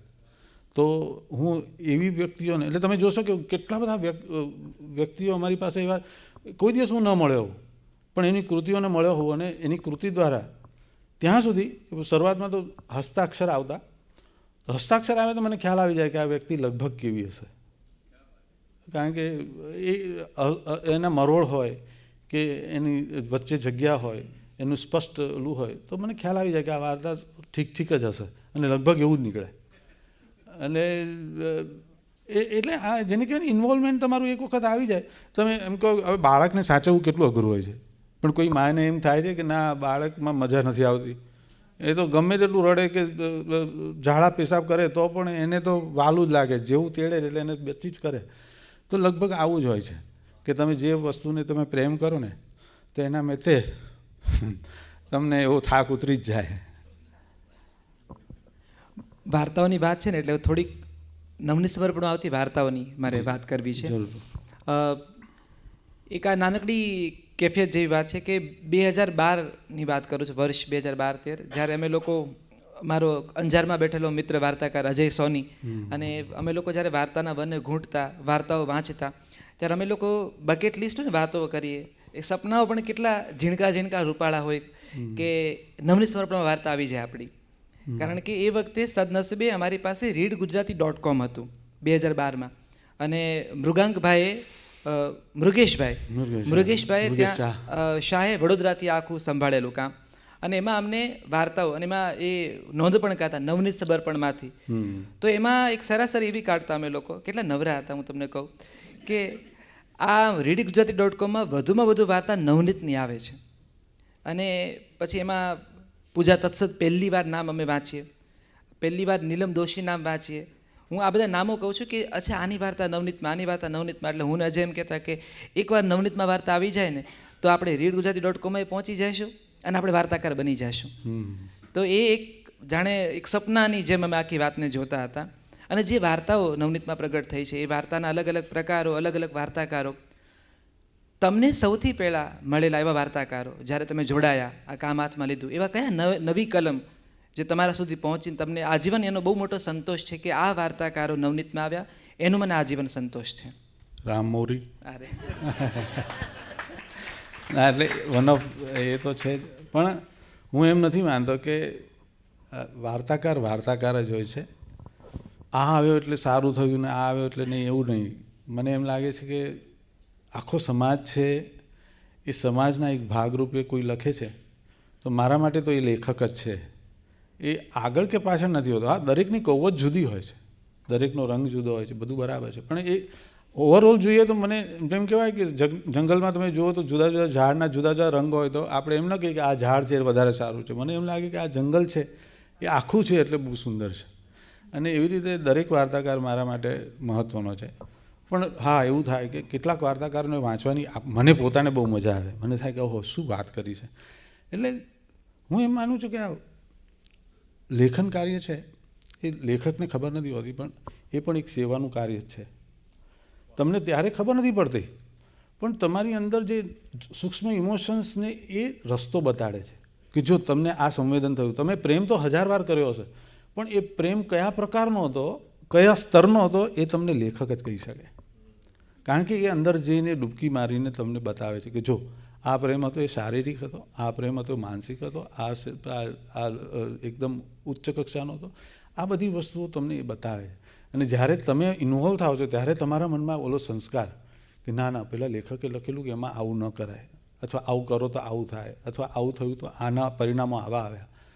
આ બહુ સૂક્ષ્મ વાત છે. કદાચ આ હું બોલું છું તો કદાચ તમને ન પણ પલ્લે પડે, પણ હું ચોક્કસ માનું છું કે લેખક જે લખે છે અને જે વાચક વાંચે છે દિલથી, એના પર એની ચોક્કસ અસર થાય છે. અને હું એમ પણ માનું છું કે એ સૂક્ષ્મ રૂપે તમારા માટે સંદેશ પણ હોય જ છે. તો તમારા હાથમાં એ મેગેઝિન આવે અને એ વાર્તા આવે ને એ વાર્તા તમને સ્પર્શે. આ મારું ચોક્કસ માનવું છે. દીપકભાઈ, જેમ કે હું નામ જોગ કહું છું કે પૂજા તત્સત 2 વાર્તા સંગ્રહ ગુજરાતી સાહિત્યને આપ્યા એમણે, અને ઉત્તમ વાર્તાઓ આપી. પણ એની 95% વાર્તા નવનીત સમર્પણમાં જ આવી, એ બીજે ક્યાંય મોકલતા નહોતા. અને હું આ એટલે કહી રહ્યો છું કે 3 દિવસ પહેલાં જ મેં એની સાથે નવજીવન ડાયલોગમાં એપિસોડ કર્યો. ત્યારે મેં એને પૂછ્યું કે કેમ બેન માત્ર નવનીત સમર્પણમાં જ આપતા હતા. એ એમ કહેતા કે ખબર નહીં, પણ મારું એક ઋણાનુબંધ છે અને મને બહુ મારું ઘર જેવું લાગતું કે હું જો વાર્તા લખું છું. હું કે દર મહિને વાર્તા નહોતી લખતી, 6 મહિને એક વાર્તા લખતી, પણ લખતી એટલે મને થતું કે મારે નવનીતમાં જ આપવી છે. એ એનો જે અનુબંધ હતો નવનીત સાથે. તો આ તો પૂજાબેનનું નામ બોલું છું, પણ આવા ઘણા સર્જકો છે જેને પહેલો લોભ નવનીતનો હોય છે. એ સંબંધ વિશે તમે શું કહેશો? મેં કહ્યું એમ કે મારું ઇન્વોલ્વમેન્ટ છે તો છે જ. એટલે પૂજાબેનની તમે વાત કરી તો એમણે છે ને, એમના પપ્પા ગુજરી ગયા, નવનીત શુક્લ, બહુ સારા આપણા હાસ્યકાર, બહુ સારા હાસ્યકાર. અમારે એમનું ઘનશ્યામભાઈ મને થોડી વસ્તુ વાંચવા આપતા, મને કે આ જરા તમે જોઈ જાઓ. એમાં નવનીત શુક્લનું નાક એવો એક હાસ્યલેખ. મેં કીધું સાહેબ આ તો ઉત્તમ લેખ છે, હાસ્યલેખ. મને કે એમ જો હા, છાપ્યો. પછી તો ઘનશ્યામભાઈ મને કહ્યું બહુ સરસ વાત. પછી અવારનવાર આવતા કે અમારે ત્યાં છપાવ્યું ને, પછી બધા શું કરે, સમકાલીન ત્યારે નવું આવેલું, તો હસમુખ ગાંધી ફોન કર્યો કે આ નવનીતનું જરા મને આપો ને ઓલું ફોન નંબર. એટલે ફોન આવ્યો. પછી એમને ત્યાં કોલમ શરૂ કરાવી દીધી. એટલે નવનીતભાઈ અમારે ત્યાંથી ગાયબ થઈ ગયા. છાપાનો લોભ હોય છે એ લોકોને, અને એ લોકો પૈસા બી સારા આપી શકે. અને દર અઠવાડિયે આવે એટલે 4 વાર તમને ઓલું થાય. પહેલાં અમારું 1 મહિને 1 વાર આવે. તો પણ એક નવનીતભાઈ ગુજરી ગયા પછી પૂજા અને બધા લોકોને મેં જોયું કે જે લેખકો છે એને અમુક એવા સંબંધો હોય જે આપણે એને એમ કે આ દીકરીના બાપ એવું નથી હોતું. એક આંતરિક એવો સંબંધ હોય છે કે જેને નામ આપણે ના આપી શકીએ, પણ અંદરનું જોડાણ અદ્ભુત હોય. પપ્પા ગુજરી ગયા પછી એણે કંઈક થોડુંક આમ ફ્રસ્ટ્રેશનમાં લખીને મને મોકલ્યું. અંદર એટલા સરસ સરસ પીસો હતા બધા, પણ આમ એબ્રપ્ટ હતું બધું. એટલે મને એણે આમ મોકલી દીધું. પછી મેં એમને કહ્યું બેન તમે આ મોકલ્યું છે, મેં કીધું તમે આ લઘુ નવલ બી નથી બનતી ને આ પણ નથી બનતું. મને લાગે છે કે તમે ટૂંકી વાર્તા લખો તો એમાં મને લાગે છે કે તમારું કૌવત છે, કારણ કે જે લખાણ છે એમાં એ જ પ્રકારની ડેપ્થ મને લાગે છે. પછી એમણે ત્યારે કંઈક પોતે બાળક આવવાનું હતું ને એવું બધું, બહુ આમ બિઝી હતા ને એવું. પછી એમણે થોડો વખત પછી મને એક વાર્તા મોકલી, અને ખરેખર નીવડેલી વાર્તા હોય એટલું સરસ. એટલે મેં તરત જ એમને લખ્યું, મેં કીધું મને લાગે છે કે આ બરાબર વાર્તા બહુ સરસ થઈ છે, અને એક પછી એક વાર્તાઓ આવતી. હવે જ્યારે એ ફ્રસ્ટ્રેટ હતા ત્યારે મેં એમના સાથે આટલો ઓલો કર્યો અનુસંધાન, એટલે એમને એમ લાગે કે હા આ માણસ મારી વાત સમજી શકે છે. તો એને કોઈ પણ માણસને તમે સમજી શકો એવું લાગે એટલે એને ઘર જેવું તો લાગવાનું જ છે. હવે એને ઘર જેવું લાગવાનું મારો પ્રયાસ બી હોવો જ જોઈએ એક સંપાદક તરીકે. એટલે મને લાગે છે કે આ થોડુંક તમે ઇન્વોલ્વ થાઓ છો, અને થવું જ જોઈએ. મને લાગે છે તમે જ્યારે લાગણીની વાત કરો છો ત્યારે તમે આમ કિનારા પર બેસીને ન કહી શકો તમે વાણ આમ ચલાવના, તમારે કૂદી બી પડવું પડે કે નહીં આમ જવું જોઈએ. એટલે મને લાગે છે એમને ઘર જેવું લાગ્યું હશે તો મને એમ લાગે છે કે મેં મારું કામ બરાબર કર્યું છે. એક હું શ્રોતાઓ માટે એક વાત કરું છું કે અમે જ્યારે નવની સમર્પણમાં વાર્તા મોકલીએ, અમારે આખી પેઢીના વાર્તાકારો, અને પછી એ વાર્તા સ્વીકારાય કે ન સ્વીકારાય, પણ દીપકભાઈ એટલું લાંબો એનો જવાબ લખીને આપે. અચ્છા, નથી સ્વીકારતા તો પણ, અને સ્વીકારે છે તો કેમ સ્વીકારી એ પણ. એટલે પછી અમે અંદરો અંદર એ મેલના સ્ક્રીનશોટ મોકલે, દીપકભાઈ આ કારણ આપ્યું. એટલે અમને કૃતિ છપાય એની કરતાં વધારે ઉતાવળી હોય કે આમાં પ્રતિભાવ શું આપ્યો છે એમને, આ છાપે છે તો નથી છાપતા તો શું. દીપકભાઈ આ આટલું હા સ્વીકારું છું, નથી સ્વીકારતો, આટલાથી પણ વાત થઈ શકે, પણ આ આખો આ પેરેગ્રાફ લખવાની ઉર્જા ક્યાંથી ભેગી કરો છો, અને એની પાછળનું કારણ શું? હવે આ તો મને જ ખબર નથી આ ઉર્જા કહેવાય. મને તો એમ કે આ મારું કામ છે. પણ હા, એટલે તમે સાચું કહું, કોઈ પણ માણસ તમે ગમે તેટલો બહુ ભણેલો માણસ હોય એને તમે કહો ને કે એક પેરેગ્રાફ લખો, આઈ એમ શ્યોર ન લખી શકે. ખરેખર કહું છું, તમે ક્યારે પ્રયત્ન કરજો, કોઈ માણસ બહુ ભણેલો એને કહો કે એક પેરેગ્રાફ લખીને આપો, નહીં લખી શકે. ઘણા લોકો માતા પિતા ગુજરી જાય તો જ તમને કહે કે ભાઈ જરા આ લખી આપજો ને. હવે એમને ખબર ન હોય કે પોતાની માતા કોણ છે ને શું થયું છે ને શું નહીં, પણ ન લખી શકે. કારણ કે એ જે વસ્તુ છે ને એ તમને ઈશ્વર બોલું છું કેટલાકને વાંધો આવશે, પણ ચલો ને પ્રકૃતિદત્ત છે. તો એ પ્રકૃતિદત્ત વસ્તુ જે છે એ જો વરદાન હોય તો મારે એનું રિસ્પેક્ટ કરવું જોઈએ. અને કોઈ માણસ મને મોકલે તો મારી ફરજ છે કે જો મને જે લાગ્યું મારે કહેવું જોઈએ, ભલે હું ખોટો હોઉં, પણ મારા તરફથી મારે એને કહેવું જોઈએ કે મને આવું લાગ્યું છે. તો એટલી વાત તો બને છે કોઈ પણ લેખકની. જો એણે આટલી મહેનત કરીને મને મોકલ્યું હોય, મારા પર એટલો વિશ્વાસ મૂક્યો હોય, તો મારી ફરજ પણ છે કે એની મહેનત વિશે મારે આટલું કહેવું જોઈએ કે ભાઈ મને આવું લાગ્યું છે, મને આ નહીં ફાવે, અને આ ફાવશે તો કેમ ફાવશે, અને નહીં ફાવે તો કેમ. આની જ 21મી ટિફિનો મેં છાપી, મને થયું કે આ અદ્ભુત વાર્તા લખી છે, અને એના પરથી ફિલ્મ બની, તમે બધા જાણો છો. તો આવી ઘટનાઓ બને કેટલી બધી. હવે ધારો કે ધીરુબેનની આગંતુક, એના પરથી નાટક બન્યું, અને કેટલી સરસ દિલ્હી સાહિત્યનું એનું પારિતોષિક, ધ્રુવ ભટ્ટ એની અતરાપી તરીકે અમારે ત્યાં છપાયેલી, પછી એનું ફિલ્મ બની રેવા. અને એટલે આ બધી વસ્તુ થતી હોય છે. તો હું એમ માનું છું મેં મારું કામ કર્યું, અને પછી મને એમ લાગે છે કે તો આ જે કામ થયું છે મારા દ્વારા એને હું ન્યાય આપી શક્યો છું, કે જેથી કરીને હું એકલો જ નહીં પણ મારા વાચકો અને સમાજ આખો એને આ રીતે સ્વીકારીને બેઠો. તો એ સંતોષ મને હોય છે, અને આ ઉર્જા કદાચ એમાંથી જ આવતો હશે કે સંતોષ મળે કે ચલો આપણું જે કામ છે આપણે કર્યું એ વધારે લોકો સુધી પહોંચ્યું, અને એને પહોંચાયું પણ ખરા. દીપકભાઈ, તમે આજે સિનેમાનો ઉલ્લેખ કર્યો ને એટલે એક વાત તમને કરું કે સૌરાષ્ટ્ર યુનિવર્સિટીમાં એક છોકરો હમણાં થીસીસ કરી રહ્યો છે. તો 3 મહિના પહેલાં મારે રાજકોટ જવાનું થયું ત્યારે એ મળ્યા મને એ ભાઈ, અને એણે બધી વાત કરી. હવે એ રૂપાંતરણ ઉપર કામ કરે છે કે કેવી રીતે સાહિત્યિક કૃતિ પરથી સિનેમા આવી છે. તમને રસ પડે એવી વાત કરું, એમાં એને એક નોંધ એવી લખી છે કે આમાંની મોટાભાગની એ કૃતિઓ છે જે નવનીત સમર્પણમાં પ્રગટ થઈ છે. એટલે જાણે આ એક પ્રમાણપત્ર હોય કે નવનીત સમર્પણમાં આવે એ કૃતિના રૂપાંતરણની શક્યતાઓ વધી જાય છે. શું માનવું છે? મારું માનવું તો શું હોય, હું એટલે બે વસ્તુ થાય. એક તો એ કે મને એવી ઉંમરે હું નવનીત સમર્પણમાં આવ્યો કે ત્યારે ઉર્જા હોય, તમારી ધગશ હોય, અને પછી એટલું બધું લાંબો સમય સુધી ટકી પણ રહ્યો. એટલે બે વસ્તુ થઈ. એક તો એમ સાહિત્યનો ઇતિહાસ વાંચ્યો એટલે આપણને ખબર પડી જાય કે આ અનુરણન છે, આ પ્રકારનું તો લખાઈ ગયું છે, એટલે તમે કહી શકો કે ભાઈ આ ઠીક છે, મને નહીં ચાલે. અને બીજું કે નવી કંઈ વસ્તુ આવે તોય તમને ખબર પડે કે આ કંઈક જાણે જુદું કર્યું છે. તો આ બે વસ્તુ નિરીક્ષીરનો તમને ખ્યાલ આવી જાય તો તમે જ્યારે કંઈક મૂકો છો તો વાચકને પણ ખ્યાલ છે. હું તો એમ માનું છું, આપણે માનીએ કે વાચકો આમ, હું એમ માનું છું કે ક્યારેક લેખક કરતાં વાચક બહુ જ તૈયાર હોય છે, કારણ કે એ જ નક્કી કરે છે કે આ કોણ શું લખ્યું ને શું નહીં. કારણ કે લેખકને ઘણી વખત ખબર નથી હોતી કે મેં શું લખી નાખ્યું. તમે વાચકને પૂછશો તો એ 10 વસ્તુ બીજી કાઢીને કહે છે કે જો આમાં આ પણ છે ને આમાં આ પણ છે. એટલે વાચકો પર જબરજસ્ત વિશ્વાસ મને છે કે એ લોકો બરાબર એનો ન્યાય તોડતા હોય છે. અને બીજી વસ્તુ એ કે નવનીત સમર્પણનો વ્યાપ એ રીતે કદાચ હશે કે અમારી 1લી તારીખે લગભગ તમને ઘરે અંક મળી જ જાય, તો લોકોનો એક વિશ્વાસ છે કે નવનીત સમર્પણ લગભગ મને મળી જ જશે.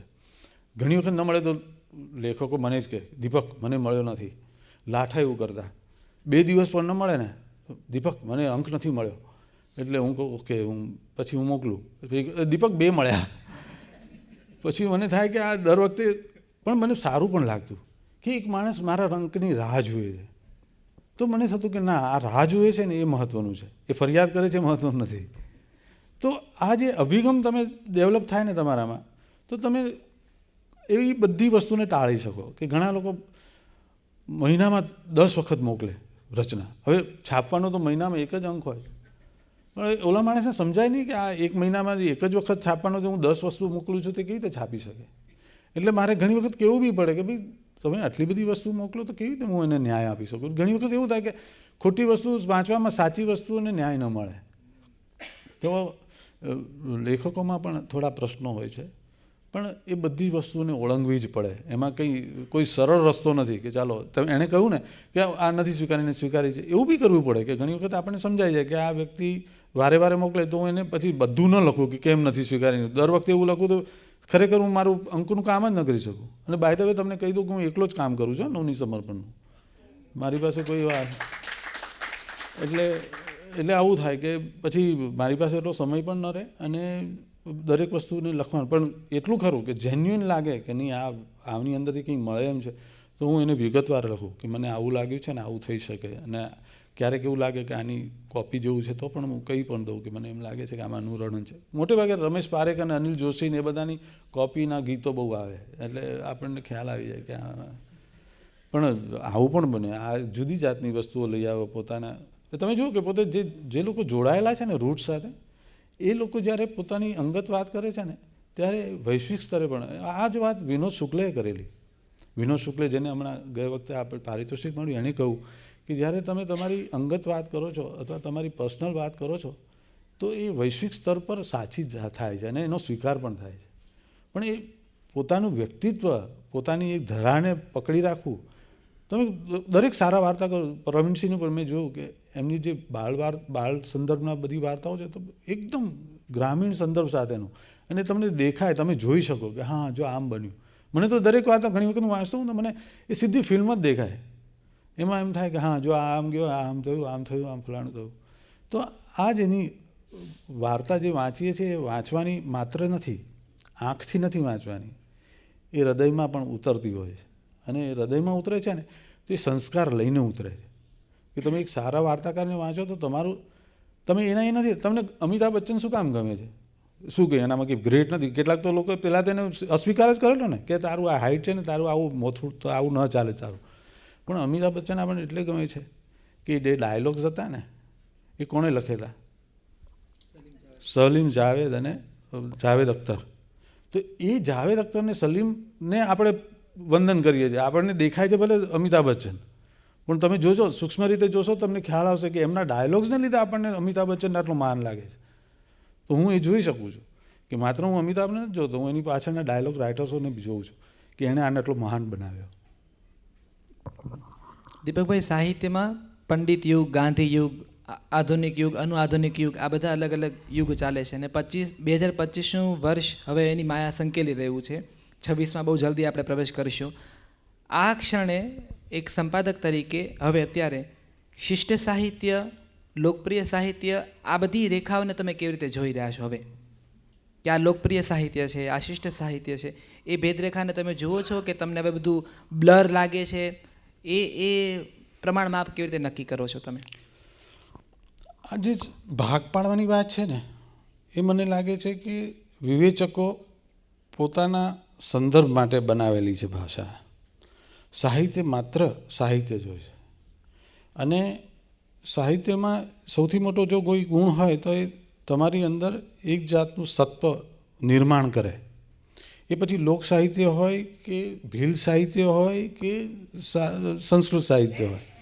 તો હું એમ સમજ્યો છું કે એવા ભેદ સાથે હું કોઈ સ્વીકાર નથી કરતો. હું એમ માનું કે ગમે તે ભાષાનું કોઈ સાહિત્ય, અમે કેટલા બધા અનુવાદો આપીએ છીએ, આપણી સંસ્કૃતિ સાથે એનો મેળ. મેં હમણાં વાત કરું તો આ વેજીટેરિયન, ધ વેજીટેરિયન, હમણાં જે પુસ્તકને પારિતોષિક મળ્યું, મને આ ત્યાંની કૃતિ છે કોરિયન, તો એની અંદર આ વેજીટેરિયનની વાત કેવી રીતે આવે? એટલે મને થયું કે આ તો વાંચવી જોઈએ. તો મેં વાંચ્યું તો તમે જો સંસ્કારની કેવી વાત છે, ત્યાં બધા જ લોકો માંસાહારી છે, પણ આ એક વ્યક્તિ, આ એક છોકરી એમ નક્કી કરે છે કે મારે માંસાહાર નથી કરવો. એના મનમાં એક સ્વપ્ન આવે છે લોહીના અને તેને, પછી એક નક્કી કરે કે મારે હવે આજ પછી માંસ નથી ખાવું. આટલી આપણે ત્યાં તો જૈનિઝમ, કાંદા બટાટા માટે કેટલી ખેવના રાખવામાં આવે છે કે ભાઈ કોઈ નથી તો ચાલો જૈન ફૂડ આપો, તો આ જૈન ફૂડ આપો. ત્યાં એના મા બાપથી લઈને બધા જ એના પર ટોર્ચર કરે છે કે કેમ નહીં ખાય તું, તારે ખાવું જ પડશે, આવામાં તું કેવી રીતે જીવે, એમ કરીને. ભલે એને પ્રેમ કહેતા હશે, પણ પેલીને વેજીટેરિયન બનવા ન દેવાની બધા જ પેરવી કરે છે. એટલે તમે જુઓ કે એક સૂક્ષ્મ વાત જે આપણે એને પુણ્ય માનીએ છીએ, એ પેલી માટે તો ઓલમોસ્ટ એને પછી ડેથને, એને જેને કહેવાય ને મૃત્યુનો સ્વીકાર કરવો પડે છે એક આટલી નાની બાબતે. તો આ સંસ્કૃતિ આની વાત છે કે તમે જ્યારે કંઈક લખો છો ત્યારે કોઈક માણસ પર કેવી અસર થાય છે એની. અને ધ વેજીટેરિયન વાંચતા મને લાગ્યું કે એક સંસ્કૃતિ, તમે ભારતમાં જન્મ્યા છો તો તમને કેટલા બધા આયામો મળે છે જીવનને જોવાના, કે એક જૈન આયામ છે, એક આ આયામ છે, એક પેલો આયામ છે. એની અંદરથી તમે પસાર થાઓ અને તમને જેમાં જે સરસ લાગે એ તમે અપનાવો. કેટલો બધો વ્યાપ છે અમારી પાસે છે. પણ દુઃખની વાત એ પણ છે કે પછી એમાં વાડા પણ બહુ જ બનેતા હોય કે તમે એમ માનો કે ના હું આ છું એટલે આને પકડીને રહું. તો એ બંધિયારપણું જેમ છોડીએ તો મને લાગે છે કે આ જે વૈવિધ્ય છે અને વૈવિધ્યનું સૌંદર્ય છે એને માણી શકાય એમ છે. એટલે હું તો એમ માનું છું કે આ કોઈ જાતના વાડા વગર જ સાહિત્ય પાસે જવું જોઈએ. અને સાહિત્ય તમને શું આપે છે એ એનું સત્વમાં તમને ખબર પડી જાય કે આ સાહિત્ય છે કે પછી ખાલી શબ્દો છે. નવનીત સમર્પણમાં નવલકથા પરંપરાનો પ્રારંભ ક્યારથી થયો? અને આ નિર્ણય થોડોક આમ ખચકાટવાળો નહોતો, કારણ કે મહિને એક પ્રકરણ આવવાનું છે. અહીંયા તો રોજનું ભૂલનારા લોકો છે, ત્યારે એક આખો મહિનો આવનારા પ્રકરણની રાહ જોવાની છે. એ આખી મથામણ કયા પ્રકારની હતી? આ પ્રારંભ કેવી રીતે થયો? ના, તમે જોયું હશે કે છેલ્લા થોડા વખતથી હું નહોતો આપતો નવલકથા, પણ મને એમ પણ થયું કે મારો વાચક છે એને હું એમ મૂલવી નાખું કે ભાઈ એક મહિનાની રાહ નથી જોવાનો, તો એ પણ બરાબર નથી. તમે સારી વસ્તુ આપો તો માણસ મહિનો નહીં, વર્ષ પણ રાહ જોવા તૈયાર હોય છે. અને દેવાંગી ભટ્ટની વાર્તા હમણાં મેં શરૂ કરી અને મને લાગ્યું કે નવી કૃતિઓ પણ હવે આપવી જોઈએ. થોડો વખત અમે હાસ્યમાં બહુ તકલીફ થતી હતી કે હાસ્યમાં હવે જ્યોતિન્દ્રભાઈ ને એ બધા હતા ને, ત્યાર પછી નવું સાહિત્ય જે આવે તો નેચરલી એના હાસ્યનું પ્રમાણ પણ જુદી જાતનું હોય. તો હું તરત તો સ્વીકારી નહોતો શક્યો, એટલે અમે સાહેબ રતિલાલ બોરીસાગર અમને કરી આપતા કે આમાંથી આ લઈ શકાય, આ લઈ શકાય, અને અમે એ રીતે લેતા. પણ મને થયું કે તો નવી જે પેઢી છે એને હાસ્યકાર કોણ કેવી રીતે મળશે? તો પછી મને થયું કે ના, આપણે ભલે થોડુંક એટલું એ સ્તર પર ના આવે પણ એ સ્તરને શરૂ તો કરવું જ જોઈએ. ભલે એ ધીમે ધીમે ફ્લાઇટ કરશે. તો મેં નવા હાસ્યકારોને શરૂ કર્યા. અને પછી મને લાગ્યું કે નવલકથાને પણ એક સ્થાન, એટલે મને સામેથી એમણે કહ્યું કે મારે આવી રીતે નવલકથા શરૂ કરી, તમે કરશો? મેં કીધું તમે થોડા ચેપ્ટર મોકલો તો હું તમને કહીશ. અને પછી મને લાગ્યું કે હા, એક જુદી જાતની શરૂઆત છે, તો આ લઈ શકાય એમ છે. પણ એ વાત સાચી પણ છે કે હવે આટલો બધો ફાસ્ટ જમાનો છે, એની અંદર આ કામ કરે કે કેમ? તો મને એમ લાગે છે કે તમે જુઓ કે રાજા મહારાજાઓ, ધુરંધરો બધા હતા, પણ એ આમ તો ભૂસાઈ ગયા. પણ જેને સત્વની વાત કરીએ તો બધા રહ્યા. કબીર રહ્યા. આપણે હજી પણ કબીરના દોહા સાંભળીએ છીએ અને આપણને એની અંદરથી કંઈક સત્વ મળે છે, એટલે એને વારે વારે દોહરાવીએ પણ છીએ. તો મને એમ લાગે છે કે જ્યાં જ્યાં સત્વ હોય છે એને સમય બાળી શકતો નથી, મારી શકતો નથી. તો જે કંઈ શાશ્વત જેવી વસ્તુ છે, શાશ્વતની નજીક જતી વસ્તુ છે, એને સમયથી બહુ આપણે બાંધવાની જરૂર નથી, એને વિહરવા દેવી જોઈએ. એના માટે સમય કહેશે કે આ વસ્તુ શું છે અને લોકો એનો ન્યાય કરશે. તો લોકોને ન્યાય કરવા માટે પણ થોડુંક તો આપવું જોઈએ ને. હું એમ માનું કે ના 1 મહિના પછી ઓલો ભૂલી જશે, એવું શું કામ હું માનું છું? એ યાદ બી રાખે. ઘણા લોકો મને વર્ષો પહેલાંની વાર્તાની વાત કરી કે મારે ઓલી વાર્તા જોઈએ છે, મળશે? પછી આપણને તો આના મને આપણે તો ભૂલી ગયા છે, આને તો હજી યાદ છે. તો મને લાગે સમય આમ સાપેક્ષ છે. તમે જુઓ તો સમયની બધી વ્યાખ્યાઓમાં પણ એક વસ્તુ છે કે આ સાપેક્ષ છે. એટલે હું બહુ એનાથી ડરતો નથી. ને નવનીત સમર્પણમાં પ્રગટ થયેલી નવલકથાઓ, આ હું જ્યારે એક પ્રશ્ન કરું છું ત્યારે આખી એક પરંપરા મને દેખાય છે કે કેટલી ઉત્તમ ઉત્તમ કૃતિઓ આપી છે. તમારા એ અનુભવ આ બધી નવલકથાઓમાંથી પસાર થવાના, એની સાથે પસાર થવાના? હા, વાત સાચી છે. એટલે થોડું પહેલાં અમે બંગાળી નવલકથાઓના અનુવાદો આપતા. બધા જબરજસ્ત અનુવાદો ત્યાંથી આવ્યા. અને કેતન મહેતાના પિતાશ્રી, કયા મહેતા? ચંદ્રકાંત મહેતા કરતા. એમના પ્રકાશક અહીંયા બેઠા. તો સરસ એ વાતો થતી. પછી કારણ કે બંગાળમાં શું છે કે એ લોકો ફોરવર્ડ નેચરના છે, એ લોકો જુદું જોઈ શકે છે. તો એ વાર્તાઓ અમને ચાલતી.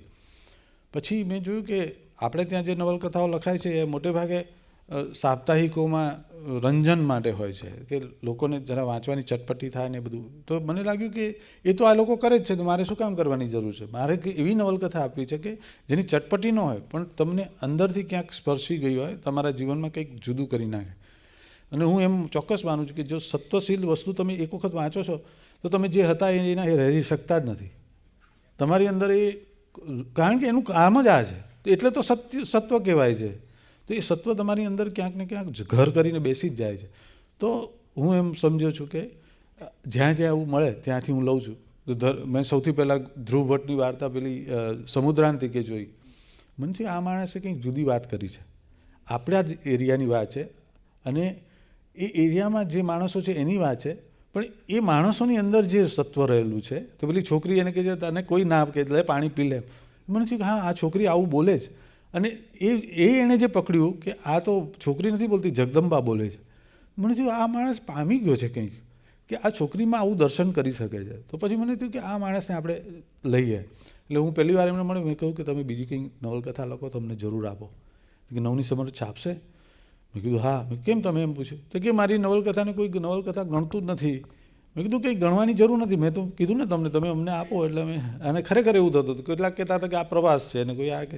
મેં કીધું મને એવામાં કોઈમાં રસ નથી, તમે ખાલી નવલકથા આપો, અમે છાપશું. પછી અમે લગભગ બધી નવલકથા એમની છાપી. એટલે મેં જોયું કે એની એક અસર પણ હોય છે, એની થોડીક મર્યાદા પણ હોય છે, કે તમે ગ્રામીણ સંદર્ભને જ માનો છો કે આવું, એવું બધું નથી હોતું. મારું કહેવું એમ છે કે સંદર્ભ ભલે ગ્રામીણ હોય, એમાંથી તમને શું મળે છે એ બહુ મહત્ત્વનું છે. અને મેં એ રીતે એને છાપી છે. કેટલાક લોકો ટીકા બી કરે છે કે ભાઈ હવે એવા ગામડા ક્યાં રહ્યા છે, હવે એવા માણસો ક્યાં રહ્યા છે. તો મને એમ થાય કે તો નથી રહ્યા તો ઉલટાનું સાચવવાની જેવી જરૂર છે, તો આપણે એમાં ઊભા કરીએ. અને એ રીતે પણ મને એમ થાય કે એટલે આવા થોડા પ્રયોગો કરી શકું છું. કારણ કે હવે ડર નથી રહ્યો. 40 વર્ષ કામ કર્યું પછી હવે તમને શેનો ડર હોય? તમને એમ થાય કે ના, આપણે થોડા સાહસો કરવા જોઈએ. તો આ સાહસ રૂપે બી કરું છું થોડું. તો દીપકભાઈ, કેવો અનુભવ થાય નવલકથાકાર પાસે મંથલી નવલકથા લખાવાનો, આ પ્રકરણો ઉઘરાવવાનો? શું ડિઝાઇન હોય છે તમારી? ડિઝાઇન મારી પ્રમાણે ચાલતું જ નથી. પણ એવું થાય કે સર્જકો હોય છે ને, એને પોતાનો સમય હોય, અને આપણા સમય પ્રમાણે એમને લઈ આવવા. એટલે આ કંઈ ઢોર નથી કે ચાલો આમ ડફણા મારીને તમે અમુક લઈ જાઓ, એવું નથી હોતું. પણ એવું પણ હોય છે કે લેખકને તમારા માટેનો પ્રેમ, તમારા વચ્ચેનું એક અન્ડરસ્ટેન્ડિંગ હોય. કે હું જ્યારે લેખકને કહું કે ભાઈ હવે બહુ મારી પાસે સમય નથી, તો એને ખબર હોય કે ના, ખરેખર નથી, તો એ મારી વાત માનવાનો છે. હું એને 2 મહિના પહેલાં કહું કે મારી પાસે સમય નથી, તો એને ખબર હોય કે અરે 2 મહિના તો છે હજી. તો એને એટલે એક અન્ડરસ્ટેન્ડિંગ હોય, અને એને ખબર હોય કે હું જે કહું છું સાચું જ કહું છું. તો હું કહું તો માને. અને ઘણી વખત એવું પણ થાય કે સમયની સીમા ચૂકી જાય તો હું નહીં લઉં, અને હું માફી માંગી લઉં કે ભાઈ તારી સમયસર નથી આવ્યું તો હું આ નથી લઈ શક્યો. તો તમારા બંને વચ્ચેની એક શ્રદ્ધા અને એક વિશ્વાસ એ ડેવલપ કરવાની હોય છે. અને ડેવલપ કરવો એટલે કે એને કંઈ પ્રયત્નપૂર્વક ન હોય, તમે સહજતાથી જે હોય કહો, એટલે એના મેં થોડા વખતમાં ખબર પડી જાય કે આ અમારા વચ્ચે અન્ડરસ્ટેન્ડિંગ છે, આ સાચું જ બોલે. એટલે મને લાગે છે કે હું કંઈ ડેવલપ નથી કરતો, પણ સાહજિક રીતે થાય છે. અને નવની સમર્પણના વાચકોનો પ્રતિસાદ, એટલે ઘણી વખત લેખકોને પ્રતિસાદમાં બી એટલો રસ પડે કે લેખકો પોતે લખે પણ પ્રતિસાદ કેવા આવે છે, લોકો ફોન કરે તરત. મને આ વિવેક પણ એવું જ કહેવાય, વિવેકભાઈ લખતા જ નહોતા. મેં કીધું ભાઈ આ લખો ને. મને કે ઠીક છે. તો વર્ષ સુધી આમ પાછળ પડે પછી અચાનક એક વખત એક મને આવ્યું, પહેલું છપાયું ને, મને કે યાર કેટલા બધા લોકોએ મને ફોન કર્યો. બીજી વખતે મારે કહેવું ના પડ્યું. અને એ પુસ્તકને નર્મદ ચંદ્રક મળ્યું, તમે જાણો છો. બાય ધ વે આજે મેં એનું અંગ્રેજી સંસ્કરણ જોયું, બહુ સરસ રીતે છપાયું છે. અને કોંગ્રેચ્યુલેટ યુ કે તમે સરસ રીતે એને ઓલું કર્યું છે. હું માનું છું હિન્દીમાં પણ આપો ને મરાઠીમાં પણ આપો, કારણ કે આ પ્રકારની વાતો નથી આવી વધારે. અને આજના યુગના માણસની વાત. અને પાછી ફોટોગ્રાફિક છે, એટલે કોઈને તમારે કહેવાની જરૂર નથી કે આ સાચું છે, તરત ઓલાને ખ્યાલ આવે કે હા તો બરાબર છે આ છે. એટલે આની બહુ મોટી ઇમ્પેક્ટ છે. કારણ કે હવે હું ફોટો આપું છું થોડાક, તો લોકોને એમ થાય કે આ ફોટોગ્રાફ બહુ નાનું સામાયિક છે, એટલે એની અંદર બધું તો ન થઈ શકે. પણ હું ફોટો એટલા માટે જ આપું છું કે લોકો છે ને ત્યાં અટકે. માણસની વિઝ્યુઅલ સેન્સ છે ને એ જુદી વસ્તુ છે. એટલે તમે માણસને તમે જોજો, તમે કોઈ માણસને જુઓ તો તમે સીધું આંખમાં જુઓ છો. તો તમે શું જુઓ છો? આંખ જુઓ છો? એ માણસને જ જુઓ છો કે માણસના ભાવ કેવા છે. તો એ વિઝ્યુઅલ સેન્સ છે આપણી. એટલે આપણે જ્યારે ચિત્ર મૂકીએ ત્યારે માણસ અટકે છે અને ચિત્રમાંથી જે કંઈક પામવાનું છે એ પામે છે. પછી એમને થાય કે હા ચલો આગળ વધીએ. એટલે અમારું કવર પેજ બી તમે જોશો તો થોડીક વખત તો આમ અટકી જ જશો કે તમે અરે આ નવનીસો શું આવ્યું છે. એટલે પછી તમને એમ થાય કે થોડો રસ આવે, થોડો સમય આપો, પછી એના માટે એની માટે ઉઘડે. તો આ એક પ્રોસેસ મને લાગે છે કે બરાબર છે. દીપકભાઈ, એટલે હવે હવેનો પ્રશ્ન મારો ત્યાંથી દોરાયેલો છે કે એવા ઘણા સર્જકોના મોઢે મેં સાંભળ્યું છે, ઘણા લેખકોના મોઢે. વિવેકભાઈ તો અવારનવાર કહેતા હોય છે કે દીપક દોશી ન હોત તો આ પુસ્તક તો લખાણું જ ન હોત. જ્યારે સર્જક કે કોઈ લેખક પોતાની સંપૂર્ણ ક્રેડિટ તમને સોંપી દેતો હોય કે એ તો આ ન હોત તો આ લખાયું જ ન હોત, આવી ક્રેડિટો જ્યારે ભેગી થતી હોય છે ત્યારે ક્યારેક એનો ભાર લાગતો હોય છે ખરો? બહાર હું લેતો જ નથી. આમ તો બેઝિકલી મને એમ થાય છે કે મારું આ કામ નથી, ખરેખર આ જ કામ છે મારું, કે સારી વસ્તુ ક્યાંય પણ મળે તો તરત જ એને લઈ લેવી. હમણાં જ સિતાંશુ યશસ્ચંદ્રને એક એવોર્ડ મળ્યો, તો એની અંદર એમનું જે પ્રમાણપત્ર આપવામાં આવે અંગ્રેજીમાં એટલું સરસ હતું. એટલે મેં કોઈને પૂછ્યું, મેં કીધું આ કોણે લખ્યું છે એટલું સરસ? એટલે કે સલીલ ત્રિપાઠીએ લખ્યું છે એમ. એટલે મેં તરત ત્યાં સલીલ ત્રિપાઠીને મેસેજ કર્યો, કીધું સલીલભાઈ શું સરસ લખ્યું છે યાર, તો કોંગ્રેચ્યુલેશન, મને તમે આ ગુજરાતીમાં ના આપી શકો? તો એને કે હા આપું. એનું આવી પણ ગયું છે, તો હું આ વખતે છાપવાનો છું. તમે જોજો કેટલું સરસ, સિતાંશુને જે રીતે સમજી શકાય એ લગભગ એને આટલા જ 2 પેરેગ્રાફમાં એને લખી દીધું છે. તો એ આવવાનું છે. તો આ કામ, અને સાચું કહું તો મને આટલા બધા લોકો મારી સામે એટલે નવની સમર્પણના ગ્રાહકો જે છે એનો મને એમ થાય કે જે હું પામું છું એના પર એમનો અધિકાર છે. જે બી સુંદર હું વસ્તુ પામું છું એના પર એમનો અધિકાર છે, અને એ અધિકાર મારે આપવો જ જોઈએ. એમાં કોઈ મોટી વાત નથી. દીપકભાઈ, આ નવલકથાઓની વાત આપણે કરીએ, અને નવની સમર્પણ એક એવી જગ્યા છે જ્યાં લેખકો પોતાનો જરા ટોન બદલી પરંપરાથી જે કરતા આવ્યા છે કામ, એનાથી જરા જુદું કામ ત્યાં આપણને જોવા મળે. એ જ વ્યક્તિ, એ જ લેખકનું નામ હું વાત કરું કે હું નર્મદા સાથે અમૃતલાલ વેગડનું નામ જોડાયેલું છે કે ભાઈ નર્મદા કિનારે જાઓ તો તમને અમૃતલાલ વેગડ યાદ આવે. શિવ પછી યાદ આવે પણ પહેલાં અમૃતલાલ વેગડ યાદ આવે જો તમે એને વાંચતા હો, સાહિત્ય સાથે જોડાયેલા હો. એ જ અમૃતલાલ વેગડ શાંતિનિકેતન વિશે લખે, અને એ તો કલ્પના જ ન કરી હોય કે આ નર્મદાનો જળ એ સ્મૃતિઓનું શાંતિનિકેતન લખશે. એ આ ઘટના કેવી રીતે બની અને એની શું કથા છે? આને બી કર્યું છે બરાબર. અરે એક વખત એવું થયું કે અમારા ભારતીય વિદ્યાભવનમાં એમને બોલાવેલા એમના લેક્ચર માટે, અને એ બોલતા બોલતા એમાં એક વાક્ય આવ્યું કે અમે શાંતિનિકેતનમાં અમે હતા ત્યારે આવું થતું. એટલે મને થયું અરે આ વાત, એટલે મેં હા પકડ્યું. પછી મેં કીધું કે હવે ઊભા રહો. એટલે જ્યારે એ જતા હતા ત્યારે અમને સાથે હતા. મેં કીધું અરે શાંતિનિકેતનમાં તો ભણ્યા છો? તો કે હા અમે કીધું તો લખો ને શાંતિનિકેતન વિશે. મને કે પણ બધું યાદ નથી કાંઈ. મેં કીધું ભલે ને જેટલું યાદ હોય એટલું લખો, આપણે ક્યાં એવું માનવું છે કે આપણે કંઈ એની બોલો કે અચ્છા સારું પણ જોઉં છું મને જેટલું સૂચશે એટલું લખીશ. એટલે પછી થોડો વખત પછી એમનો એક લેખ આવ્યો એટલો સરસ. આ તો તમે જાણો જ છો એમના નામથી જ સરસ લેખ હતો. અને મેં કીધું, અને જેવો એ લેખ છાપ્યો તરત લોકોએ એમને જે પ્રતિસાદ આપ્યો એમને થયું કે આ જરાક આગળ વધારો. એમ કરતાં 1, 2, 3 એમ કરતાં આખું પુસ્તક થયું. અને એટલું સરસ પુસ્તક કે કોઈએ મને એમ કહ્યું કે આ શાંતિનિકેતન વિશે આટલું સુંદર પુસ્તક મેં બીજું વાંચ્યું. હા, પ્રબોધ પરીખે મને કહ્યું, મને કે હું અત્યારના એ તો બંગાળી ને અંગ્રેજી બધા સાહિત્યનું, મને કે આવું સરસ પુસ્તક મેં નથી સાંભળ્યું. એટલે મારી કોપી એમની પાસે મારે યાદ આવી, મારે લેવાની છે.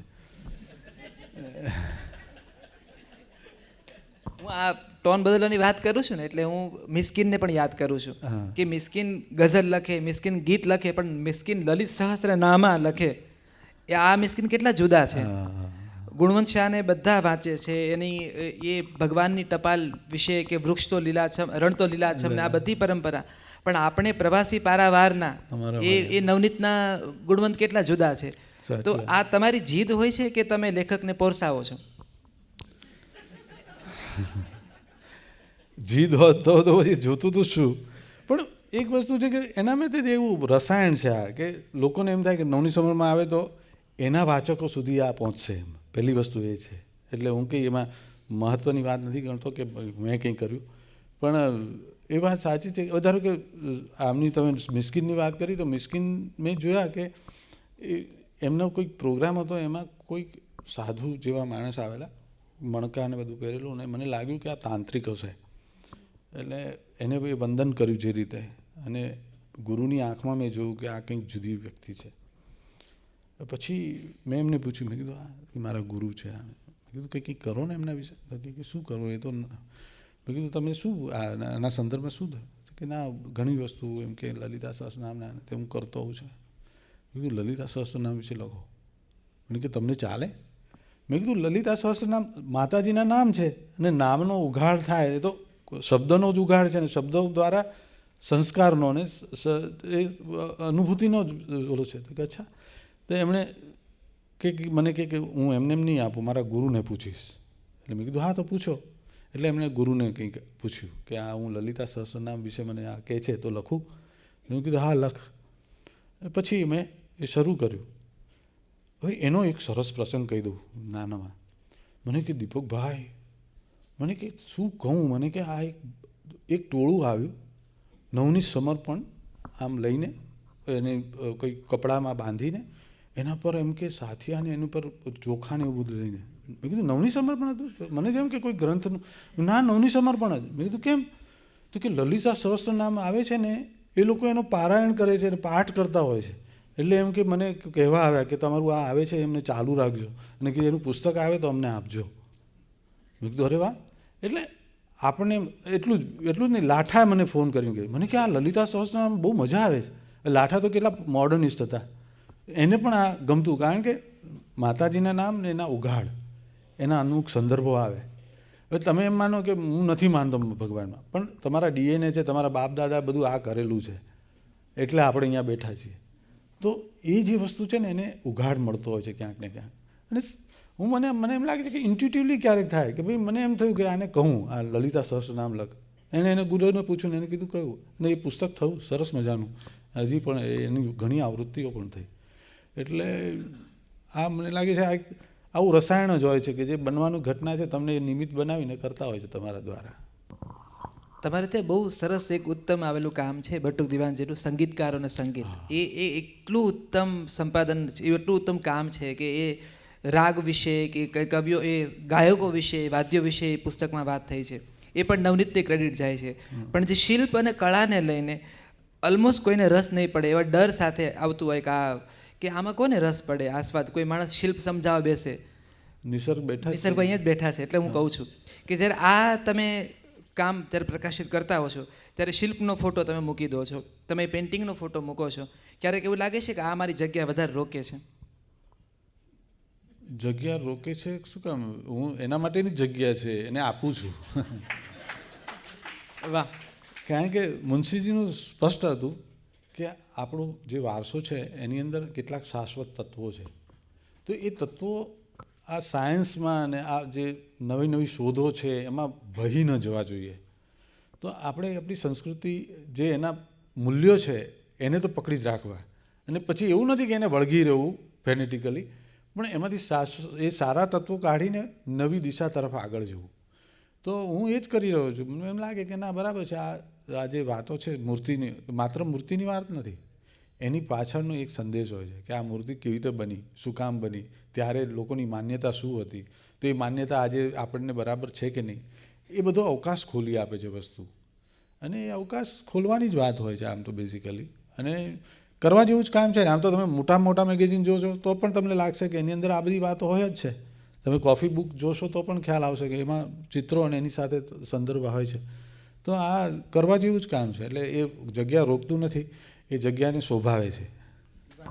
વાહ. અમારા શરીફાબેન વીજળીવાળા, હું અમારા કહીને બચું છું બહુ બધી રીતે. તો તમારા જ રાખો.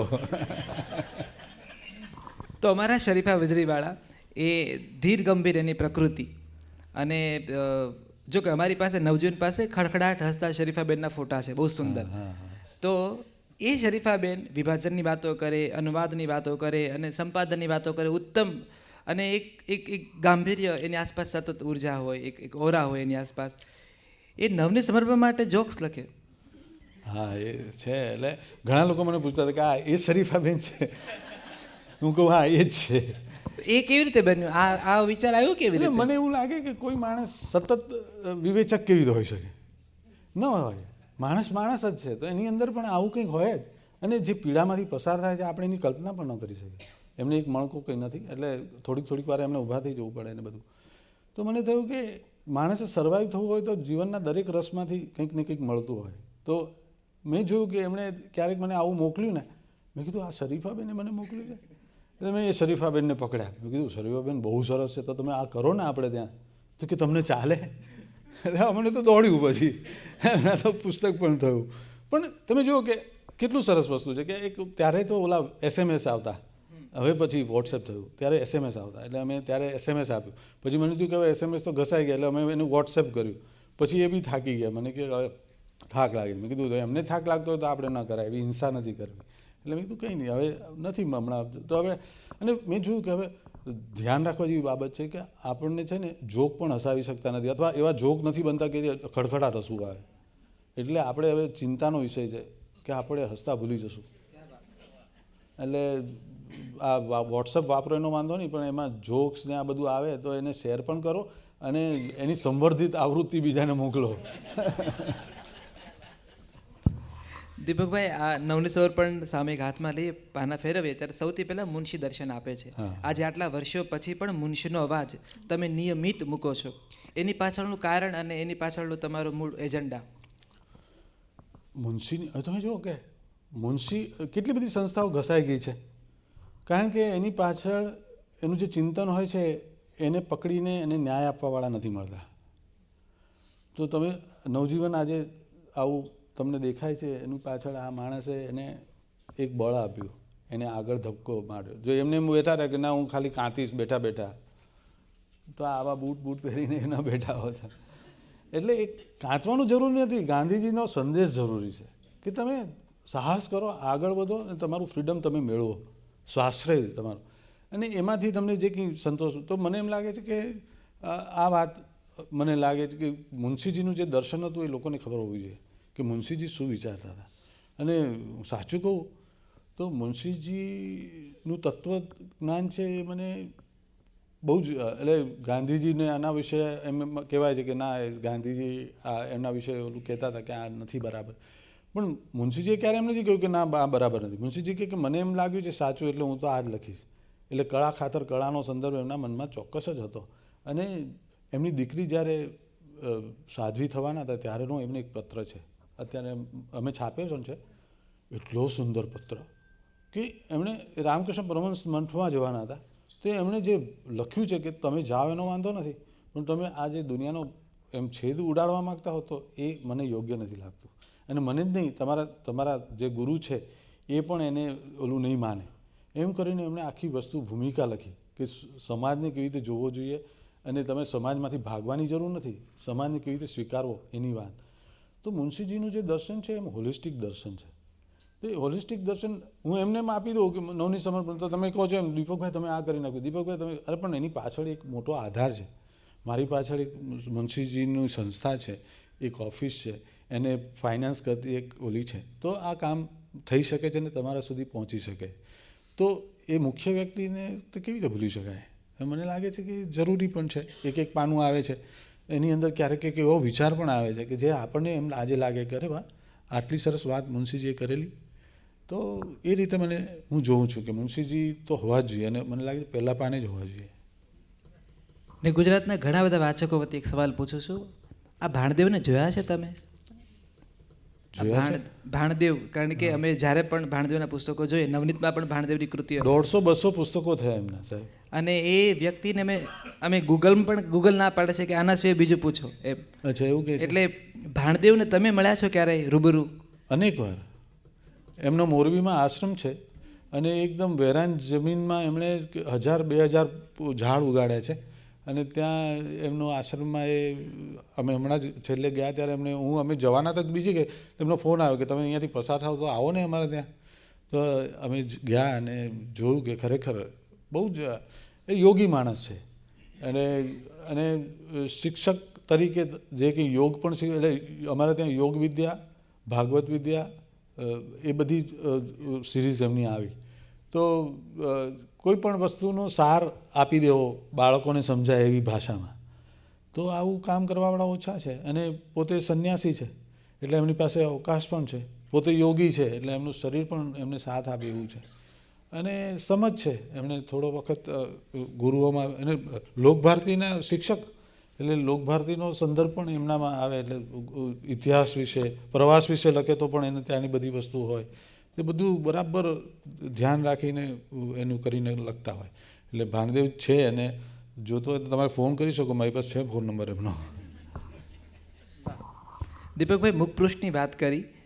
મારા છેલ્લા કેટલાક એવા સવાલો છે જે કદાચ બહુ બધા સામયિકો વતી પણ આ સવાલ હશે કે મુખપૃષ્ઠ પસંદ કરવા માટે શું તમારી ગણતરી, કઈ રીતે તમે નક્કી કરો છો કે હવે પછીના અંકનું મુખપૃષ્ઠ આ રંગનું છે કે આ તસવીર મૂકવી છે કે આ પેઇન્ટિંગ મૂકવું છે, એ કેવી રીતે નક્કી કરો તમે? સાચું કહું, હું નક્કી નથી કરતો. હું જોઉં કે ઘણી વખત એવું થાય કે ક્યાંક ફોટોગ્રાફ જોઉં ફેસબુક પર, તો મને કહે કે આ સરસ ફોટોગ્રાફ છે, કોણ છે?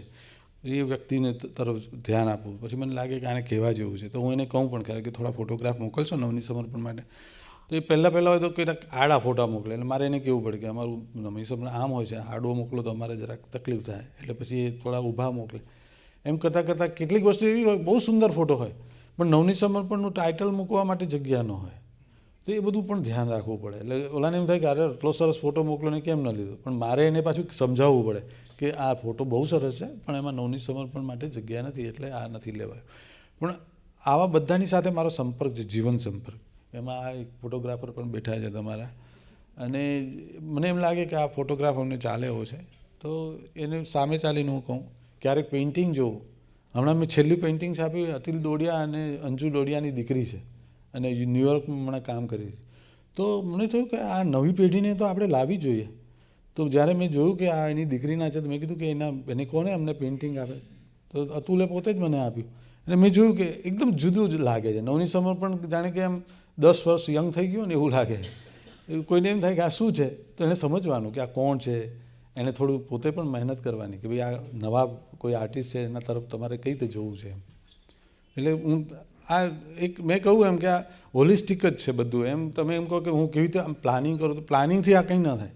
આ મેં કહું ને એમ બાળક ઉછેરવા જેવું છે, એને પ્લાનિંગથી નથી ઉછેરવાનું, એને પ્રેમથી જ ઉછેરી શકાય. તમારી પાસે આટલી બધી કૃતિઓ આવતી હોય છે, એટલે તમે એક લગભગ 2 કે 3 પેઢી સુધીના જે અલગ અલગ સર્જકો છે એની સાથે તમારો પનારો પડ્યો છે. મારે એ પૂછવું છે કે દિવસે દિવસે તમને એવું લાગે છે ખરું તમારી પાસે આવતી કૃતિઓમાં કે સ્તર ક્યાંક કથળતું હોય એવું તમને તંત્રી તરીકે થોડું ઘણું પણ એવો અનુભવ થયો છે? એક તો એ છે કે કૂવામાં હોય એ જ હવાડામાં આવે. એટલે ધારો કે આપણું જે સામાજિક સ્તર છે એમાંથી જ કૃતિઓ તો આવવાની છે, અને હું કંઈ દર વખતે હું લખીને મૂકું એવું તો ન જ બને. પણ તમે સ્તર કહો છો એટલે મને એવું થાય છે કે સ્તર વાચકોના સ્તર પર જ લેખક હોઈ શકે છે, એનાથી વધારે તમે ઓલું ન કરી શકો. કારણ કે જો વાચક જ નક્કી કરે કે મારે આ લેખક નથી જોતો, તો એ લેખક બહુ રહી નહીં શકે. એટલે વાચકોના સ્તર પર પણ એનો આધાર છે. અને કથળતું તો ન કહેવાય પણ જુદું કહીએ આપણે. કારણ કે ત્યારની, હવે આજે તમે કોઈ પણ આજથી 20-25 વર્ષના પહેલાંના લેખકો વાંચો તો એના શબ્દોની ગોઠવણ, એની અભિવ્યક્તિની ગોઠવણ એ બધી આજના સર્જક કરતાં જુદી જ રહેવાની. કારણ કે ત્યારનું ભારત જુદું હતું. આજે તમે અમદાવાદ આવો, હું 2 વર્ષ પછી આવું તો મને અમદાવાદ મને એમ થાય કે આ મારું અમદાવાદ, એટલે મેં જોયેલું અમદાવાદ છે. તો પરિવર્તન તો આવવાનું જ છે, પણ પરિવર્તન નવું એ ખરાબ અને જૂનું એ સારું એવો જે આપણામાં અભિગમ ઠોકી દેવામાં આવે છે એને હું માનતો નથી. હું એમ માનું છું કે નવામાં પણ ઉત્તમ વસ્તુ થઈ શકે છે. હા, એવું ખરું કે એક એવો સંક્રાંતિ કાળ આવે કે ભાઈ તરત ને તરત કંઈ ન થાય, પણ એમાં પણ એક સત્વશીલ વસ્તુ તો આવે જ છે. એટલે હું એમ નહીં કહું કે આ કથળતું જાય છે. હું એમ કહીશ કે ઘણી વખત તો મને એમ લાગે છે કે એ સ્તર છે એ વિકસ્યું છે, વિસ્તર્યું તો ન કે વિકસ્યું તો જરૂર છે. પહેલાં વાચકો વધારે હતા કારણ કે આપણે ગુજરાતી બોલનારા અને ગુજરાતી ભણનારા ઘણા હતા, પણ હવે ધીમે ધીમે હવે શહેરોમાં તો બાળકો અંગ્રેજી માધ્યમમાં જ જાય છે, એટલે એ નવી પેઢી તો આવતી જ નથી અને જૂની ટકી રહે છે. પણ એ જો આમને આમ ચાલે તો ધીમે ધીમે જેમ નેશનલ જ્યોગ્રાફી જેવા સામાયિકો બંધ પડી ગયા તો આપણી તો શું એમની સામે ગજું છે. એટલે એનો જવાબ તો વાચકો અને એની પ્રજા જ આપી શકે, હું ના આપી શકું. એટલે એ બિલકુલ એને અનુબંધનો આ સવાલ હતો કે દીપક દોશીને હવે સામયિકોનું ભવિષ્ય શું દેખાય છે?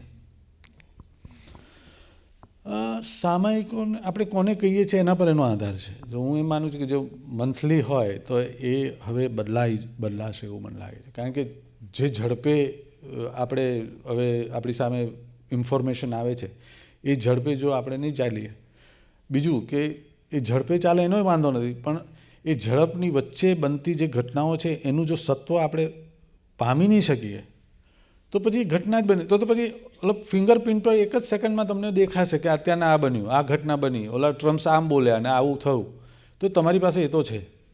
પણ આ બોલ્યા એના શું અર્થ થશે અને એ અર્થ મારા માટે શું થશે અને સમાજ માટે શું થશે એ જે તારવી શકશે એ હંમેશ માટે રહેશે. એટલે હું એમ માનું છું કે આવતી જ વખતના જે સામાયિકો છે એણે જો વધારે સદ્ધર થવું હશે તો આ અર્થસભર થવું પડશે. માહિતીસભર તો બધી જ વસ્તુ છે, હવે માહિતી તો એક સેકન્ડમાં મળી જશે, પણ અર્થસભર થશે તો એ ટકી જ રહેશે હંમેશ માટે. તંત્રી અને લેખક, સંપાદક અને લેખક આ સંબંધ એક સમય પછી જ્યારે વધારે ઘાટો થાય ત્યારે પછી એક સંબંધ ભૂસાઈને એક જરા જુદી મૈત્રીનો, એક જુદી હૂંફનો સંબંધ બંધાતો હોય છે. તમે ધીરુબેનની વાત કરી. આટલા વર્ષો પછી એવા કયા લેખકો છે, એવા કયા સંબંધો છે જે તમને લાગે છે કે મળ્યા હતા તો નવનીતના કારણે, પણ આજે નવનીત અને સંપાદકથી આગળ નીકળી ગયા છે સંબંધો? એવા સંબંધો એવા લેખકો કયા? એટલે નામ આપીને પણ કહી શકાય, પણ નામ આપીએ તો કેટલાકને એમ લાગે કે તો મારી સાથે કેમ આવો સંબંધ નથી. એ પાછું શું છે કે એ રીતે ધ્યાન રાખવું જોઈએ. એટલે સંપાદક આવું બોલે, જોયું? એટલે મારું કહેવું એમ છે કે એ શક્ય જ છે, કારણ કે આખરે માણસને શોધતો હોય છે અને એક સાહજિક વસ્તુ છે કે જેમ હું પ્રવીણસિંહને મળવા ગયો, મને થયું કે આ કોણ માણસ છે, અને એમને પણ થયું કે આ કોણ વ્યક્તિ હશે કે એને આટલા 50 વર્ષ પછી આવી એક વાર્તા શોધીને કહું કે આ બહુ સરસ વાર્તા છે. તો આ એક સાહજિક જ છે, પરસ્પર છે, એમાં કંઈ હું કરું છું એટલા માટે નહીં, પણ ઘણા બધા સંપાદકોને આવું થતું જ હશે અને પુરુષ સંપાદકને સ્ત્રીઓ સાથે થતું હશે વધારે, એ પણ જરૂરી છે. એટલે સાહજિક છે, એમાં કંઈ એવું નથી, હું પણ નથી કરતો. પણ તમે કીધું એમ કે અમે આવું કરતા કે સ્ત્રીઓ, પણ સાવ માત્ર એવું નથી. જો સત્વ વગરનું હશે ને તો સ્ત્રીનું હશે તો એ પોખાશે નહીં. તમે એક વખત માણસને છેતરી શકો, અનેક વાર નહીં છેતરી શકો. મને લાગે છે કે અહીંયા જે પ્રકારે આ સુગ્ન પ્રેક્ષકો છે ને આપણી વાત પણ થયેલી કે એક એવી વાત, તો ધારો કે આપને કોઈ દીપક દોશીને કોઈ સવાલ પૂછવો હોય, હું મેહુલને વિનંતી કરીશ કે હેપી, કારણ કે હા, માત્ર એણે જ બધા પૂછી નાખ્યા છે અને બધાને જવાબ મારે આપવા પડ્યા. હાજી. છે ને નવનીતના સંદર્ભમાં એવું કયું ક્ષેત્ર છે કે જે રહી ગયું, કે જેના ચર્ચા જરૂરી છે? હજી કવિતા આવી ગઈ, આ આવી ગઈ, કૃતિ આવી ગઈ, ફલાણું આવી ગયું, ટીકું આવી ગયું, તો એવા કે હજી એવા એરિયાસ છે કે જેમાં તમને એવું લાગે કે નવનીત અત્યાર સુધી મને લાગતું સાતત્ય નથી આવ્યું, પણ તમે આવ્યા પછી એ પણ થોડું ભરાતું થાય. એ સિવાય એમ. હા, એટલે મને એમ લાગે કે ખગોળ વિશે હજી થોડું આવવું જોઈએ. ખગોળમાં છે, પછી હજી અમે સ્પોર્ટ્સ, જેને કે રમતગમતમાં પણ અમે કંઈ એટલું બધું નથી આપીએ છીએ, પણ જે સાતત્યપૂર્ણ આપવું જોઈએ એવું નથી આપી શકતા. અને એવા તો હું આમ વિચારું તો ઘણા બધા આવે. મને એમ લાગે કે અંગ્રેજી સાહિત્યમાંથી બેસ્ટ વસ્તુઓ તારવીને 1-2-3 પાના તો આપવા જોઈએ. ધારો કે આ મેં વાંચી ધ વેજીટેરિયન, તો તો ધ વેજીટેરિયન્સ એનું તો અમે આપ્યું જ જોકે, પણ આવું કંઈક થવું જોઈએ કે વિશ્વ પ્રવાહો જે છે એ પ્રવાહોમાંથી આપણને અનુકૂળ ને આપણે એને જે સત્વશીલ કહી શકીએ એવી વસ્તુઓ તારવીને સતત આપવી જોઈએ. એ દર વખતે નથી થતું. હું ટ્રાય તો કરું છું પણ એકલે હાથે પણ એ શક્ય નથી. બીજું કે એટલી જાગૃતિ કે ભાઈ વાચકો તરફથી પણ અને લેખકો તરફથી પણ કે ભાઈ આ વસ્તુ આપવાની જરૂર છે તો હું આપું. એ પોતાની ફરજ સમજીને પણ આપવું જોઈએ. હું માગું એટલે આપે એમ નહીં. તમારી ફરજ કે નહીં મારે મારા વાચકોને અથવા મારા સમાજને, મારા ગુજરાતી સમાજને આ આપવું જ જોઈએ. એવી ફરજથી પણ થોડુંક આપવું જોઈએ. તો મને લાગે છે એમાં થોડુંક આગળ જવાય. આમને પૂછો. હા જી. દીપકભાઈ, આ નવનીત સમૃદ્ધ છે તો એ સમૃદ્ધિમાં તમે કશુંક માગો છો તો મળે છે કે આવે છે એમાંથી લો છો એટલા માટે છે? ના, મને લાગે છે કે સમૃદ્ધ છે એવું તમે કહું એટલે આભાર તો માનું છું. હું એમ કહું છું કે બસ બંને વસ્તુ હોય છે કે હવે ધારો કે તમે ક્યાંક લખ્યું હોય ને મેં વાંચ્યું હોય ને મને લાગે કે આ સરસ છે વસ્તુ તો હું લઉં છું. ઘણી વખત કોઈકનું આવે ને ખરેખર જ સારું હોય તો મને થાય કે અરે વાહ આ શું કામ ન લેવું જોઈએ. તો આવા બંને સંદર્ભમાં છે. એમ મેં કહું ને હમણાં સલીલભાઈનું મેં ક્યાંક વાંચ્યું, મેં કીધું આ કેટલું સરસ લખ્યું છે અંગ્રેજીમાં. તો મેં તરત જ સલીલભાઈને કહ્યું, મેં કીધું આ ગુજરાતીમાં અમને આપો. મને લાગે કે ના શ્રીતાંશુ વિશે આ વાત જે છે મારે મૂકવી છે. તો આ તો પ્રોસેસ જ એનો છે અને મને લાગે છે આ પ્રોસેસમાં જે પણ આવે એ સમૃદ્ધિ તરફ જ જાય, એમાં કોઈ પ્રશ્ન નથી. બોલું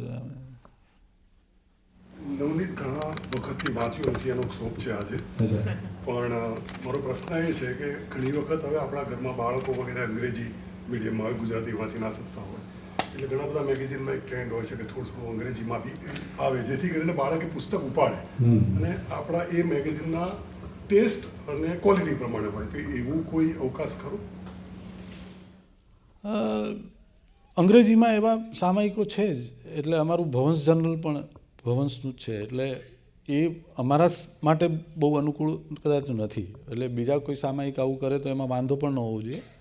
અને કેટલાકોએ શરૂ બી કર્યું છે કે ભાઈ અમારે આને, પણ એ શું થાય છે કે તમારે વાચકો સુધી ફેલાવવાની વાત છે. અમારું કામ ફેલાવવાની વાત નથી. અમે તો ખોટ ખાઈને આ બધું કામ કરીએ. એટલે જેટલી અમારી કોપી વધે એટલું અમારો ખોટ વધે. એટલે આ લોકો બહુ પ્રયત્ન બી ન કરે કે વધારે, કારણ કે એક કોપી પર તમને 10 રૂપિયાનો ખોટ જતી હોય તો તમે જેટલી કોપી વધારો એટલી તમારે ખોટ વધે.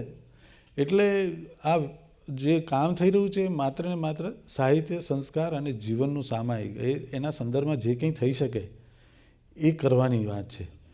એટલે તમારી વાત એ છે, પણ મને લાગે છે હજી અત્યારે તો હમણાં એવું નથી લાગતું કે અંગ્રેજીનું શરૂ થાય. પણ અમે થોડુંક એમ ધારો કે પાછળનું જોક્સ છે, મારો દીકરો ભલે અંગ્રેજી માધ્યમમાં ભણ્યો હોય પણ પાછળના જોક્સ ને પાછળના કાર્ટૂન ને બધું જોતો હોય તો આજે ગુજરાતીમાં કવિતાઓ લખતો હતો. આપણા કેડીભાઈ જ છાપી એની પૌરબમાં કવિતાઓ. તો એવું નથી કે અંગ્રેજી માધ્યમમાં ભણે તો જ આ થઈ શકે. એ અંગ્રેજી માધ્યમમાં ભણ્યા છતાં પણ એની ગુજરાતી એટલું સારું છે. છેલ્લા 2 સવાલ લઉં છું સમયની મર્યાદાને. હાજી. મને સર નવી લાગી કે રામભાઈએ અત્યાર સુધી આર્થિક પાસું એનું ચર્ચ્યું નથી કે સવાલ પણ નથી પૂછ્યો તમને. તમે સીએ છો? ના સર, હું આપનો છેલ્લા 40-50 વર્ષથી વાચક છું રેગ્યુલર, અને મને આજની તારીખે તો એમ લાગે છે કે નવનીતનું જે લવાજમ છે એમાં આપણે સારો એવો વધારો કરવો જોઈએ. આ જે માતબર માહિક જે રીતે એનું પ્રોડક્શન છે જે સ્તરનું, એ જોતા એવું લાગે છે કે જો આર્થિક પ્રોબ્લેમ કંઈ જ ના હોય તો વી આર હેપી, પણ જો આર્થિક પ્રોબ્લેમ હોય તો આમાં લવાજમ થોડું વધારીને પણ એમાં સપ્લિમેન્ટ થાય તો મને લાગે છે મોટો ચાહક વર્ગ આપનો ઇન્ટેક્ટ રહેશે, ખસશે નહીં કોઈ લોકો.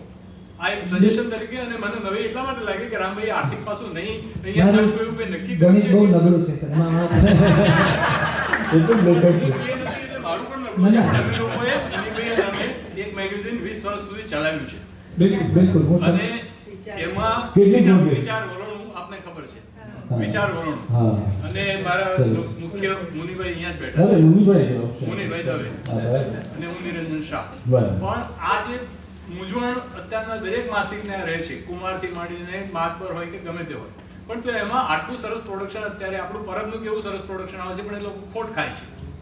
તો થોડોક વાચકો પાસેથી થોડુંક વધારે સપોર્ટ આપને મળે તો મને લાગે છે આપના વાચક વર્ગમાં કોઈ વાંધો નહીં આવે. ના, બે વસ્તુ થઈ. એક તો ગયા 2 વર્ષ પહેલાં અમારા જે સેક્રેટરી હતા એમણે એક અપીલ મૂકેલી કે નવની સમર્પણ આટલી ખોટ કરે છે અને વાચકોને જો એમ લાગતું હોય કે આવું ચાલવું જોઈએ તો તમે અનુદાન રૂપે કે જાહેર ખબર રૂપે કંઈક આપો.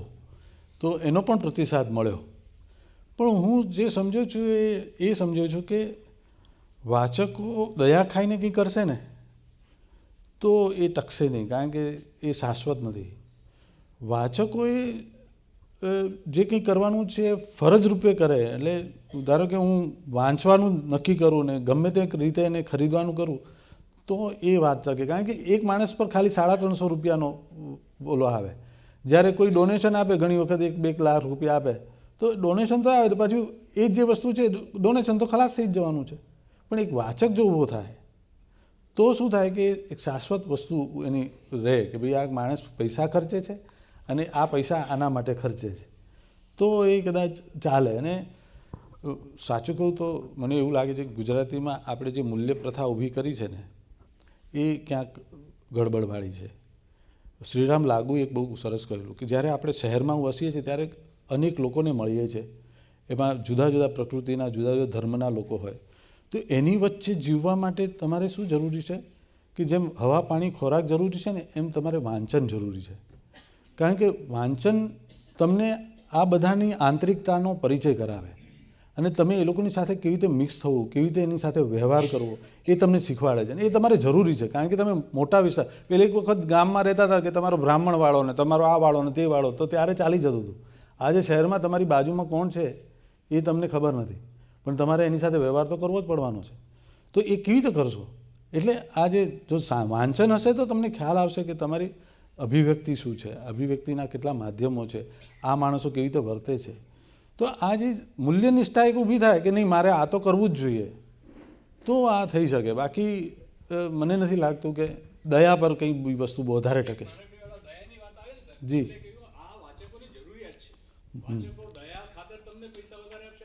હું એમ પૂછું કે વાચકોની જરૂરિયાત છે ને આવા કોઈ કારણસર જો નવનીત બંધ થાય તો we will be the losers.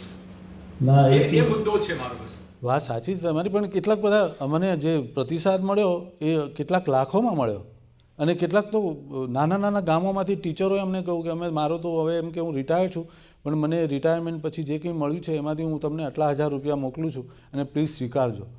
તો મને થાય કે આ મોટા મોટા એવોર્ડ કરતાં આ મોટી વસ્તુ છે કે આપણે જ્યાં સુધી પહોંચીએ છીએ એને એની કદર છે અને આપણું કામ ક્યાંક પહોંચેલું છે અને આપણે એટલું કરતા રહેવાનું. પછી હું માનું છું કે એના વિશે વધારે વિચાર કરીએ કે આનું શું થશે ને શું થશે, એમ નહીં. જેટલું અત્યારના છે એટલું તો કરો, આગળનું કામ આગળ જાણશે, બધું જે થવાનું છે થશે. અંતિમ સવાલ. જી, આપે આ બધી વસ્તુ કરો છો એમાં પ્રૂફ રીડિંગનું કેટલું મહત્વ છે? પ્રૂફ રીડિંગ માટે તો મને માન થઈ આવે છે, નો ડાઉટ. એટલે પ્રૂફ રીડિંગના વિભાગ વિશે થોડી બહુ સરસ વાત તમે કરી, બહુ સરસ, તો વધારે બહુ સરસ, બહુ સરસ વાત કરી. પ્રૂફ રીડિંગનું એવું છે, એક વખત હું રાજેન્દ્ર શાહને મળવા ગયો, આપણા કવિ મોટા, અને ત્યારે છે ને કોમ્પ્યુટર નવા આવેલા, તો એ રાજેન્દ્ર શાહ છે ને યંગ જે છે કખ ગગ યંગ, એ યંગ લખતા, તો પણ કોમ્પ્યુટરમાં ત્યારે યંગ ન આવતું, એટલે હું શું કરું બિંદુ લગાડી દેતો ઉપર. એટલે પછી એકવાર હું ગયો મળવા, તો મને કે આ તમે બિંદુ લગાડ્યું છે પણ મેં તો યંગ લખેલું. મેં કીધું હા પણ અમારે આમાં થતું નથી. એટલે મને એમણે બહુ સરસ વાત કરી, મને કે આ દરેક શબ્દ છે ને, દરેક અક્ષર છે ને એ મંત્ર છે અને એને તમે ખોટી રીતે લખો ને તો તમે દોષમાં પડો છો. ત્યારે જ સાહેબ મને આમ જીરો પડી ગયો. મને થયું કે અરે, અને મને કે તમને ખ્યાતરી ન હોય તો તમે જોઈ લેજો, એકાક્ષરી મંત્રનું એક પુસ્તક પણ છે, પછી અનો શું અર્થ થાય, ઈનો અર્થ શું થાય એ પણ છે એમાં. એટલે મેં કીધું અરે વાહ. પછી ત્યારથી મને લાગ્યું કે આપણે દોષમાંથી બહાર રહેવું જોઈએ બને ત્યાં સુધી. ભૂલ થઈ જાય વાત જુદી છે, પણ એના વિશે અભાન તો ન જ રહેવાય. એટલે બહુ સભાન રહેવું જોઈએ એના વિશે, કારણ કે હું પણ માનું છું કે દરેક અક્ષર છે એ મંત્ર જ છે. એકવાર જોરદાર તાળીઓથી વધાવી લઈએ દીપક દોશી. નવજીવન ટ્રસ્ટ, અમારા ચેરમેન વિવેક દેસાઈ, પરામર્શક શિલ્પા દેસાઈ અને નવજીવન ટોક્સની સમગ્ર ટીમ વતી આપનો ખૂબ ખૂબ આભાર. અરે આપનો આભાર, તમે અમને બોલાવ્યો ને આટલી અભિવ્યક્ત થવાની મોકો આપ્યો આટલા સરસ ઓડિયન્સ વચ્ચે. ખૂબ જ કેટલા સરસ માણસો અહીંયા છે અને આઈ લવ યુ. Thank you.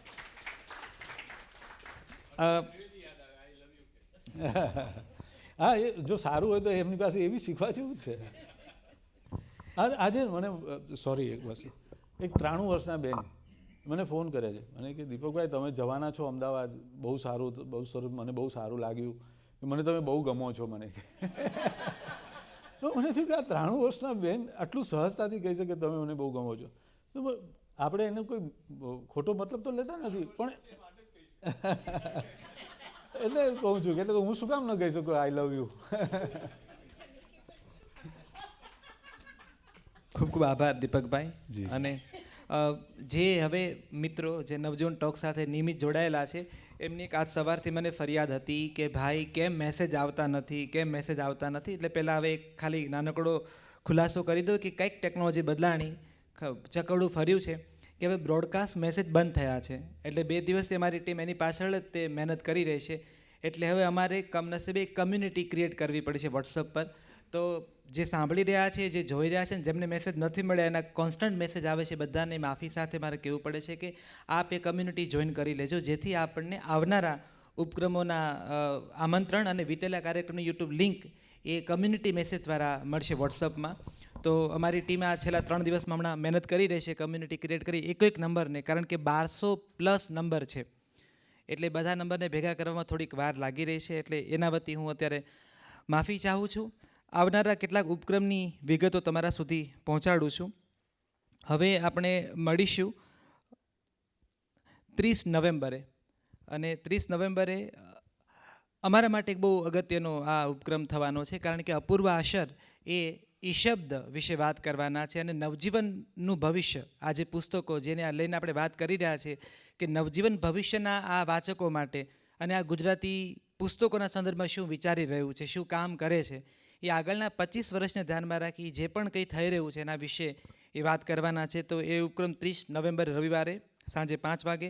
એ પછી 7 ડિસેમ્બર વિશાલ ભાદાણી આવે છે. એ ગોપાલદાસ પટેલે અનુવાદિત 2 ઉત્તમ ક્લાસિક કૃતિ આશા અને ધીરજ અને ક્રાંતિ અને ઉત્ક્રાંતિ, આ બંને નવલકથાઓ વિશે વિશાલ ભાદાણી વાત કરશે. એ પછી 14 ડિસેમ્બર રવિવાર, એ વખતે નૈષદ પુરાણી અને ટીમ એ શિલ્પા દેસાઈ લિખિત @પોસ્ટ લાગણીની અક્ષરયાત્રા, આ જે પત્ર નવલકથા છે એનું વાચિકમ એ રજૂ કરવાના છે. તો એ પત્ર નવલ વિશે 14 ડિસેમ્બરે વાત થશે. એ પછી 21 ડિસેમ્બરે રવિવારે પ્રકાશક, ગુજરાતી ભાષાના અનેક એવા લેખકો છે જે એમ કહી શકે કે અમારા પહેલાં પ્રકાશક એ હતા, એવા શિવજી આશર, એના વિશે 21 ડિસેમ્બરે ઉપક્રમ થવાનો છે. એ પછી જાન્યુઆરી મહિનામાં આપણે મહેન્દ્રસિંહ પરમારને સાંભળવાના છીએ, એ કુંવરબાઈનું મામેરું, એના વિશે વાત કરવાના છે. બાકીની જે વિગતો છે એ પાછી આપને વોટ્સઅપથી મળતી રહેશે.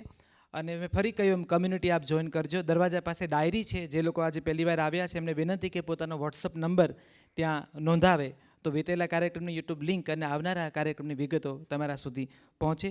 દીપકભાઈ, ફરી આપનો ખૂબ ખૂબ આભાર વ્યક્ત કરું છું. આપ સૌનો ખૂબ આભાર કે આપ જોડાયા. ફરી મળીશું. શુભરાત્રિ.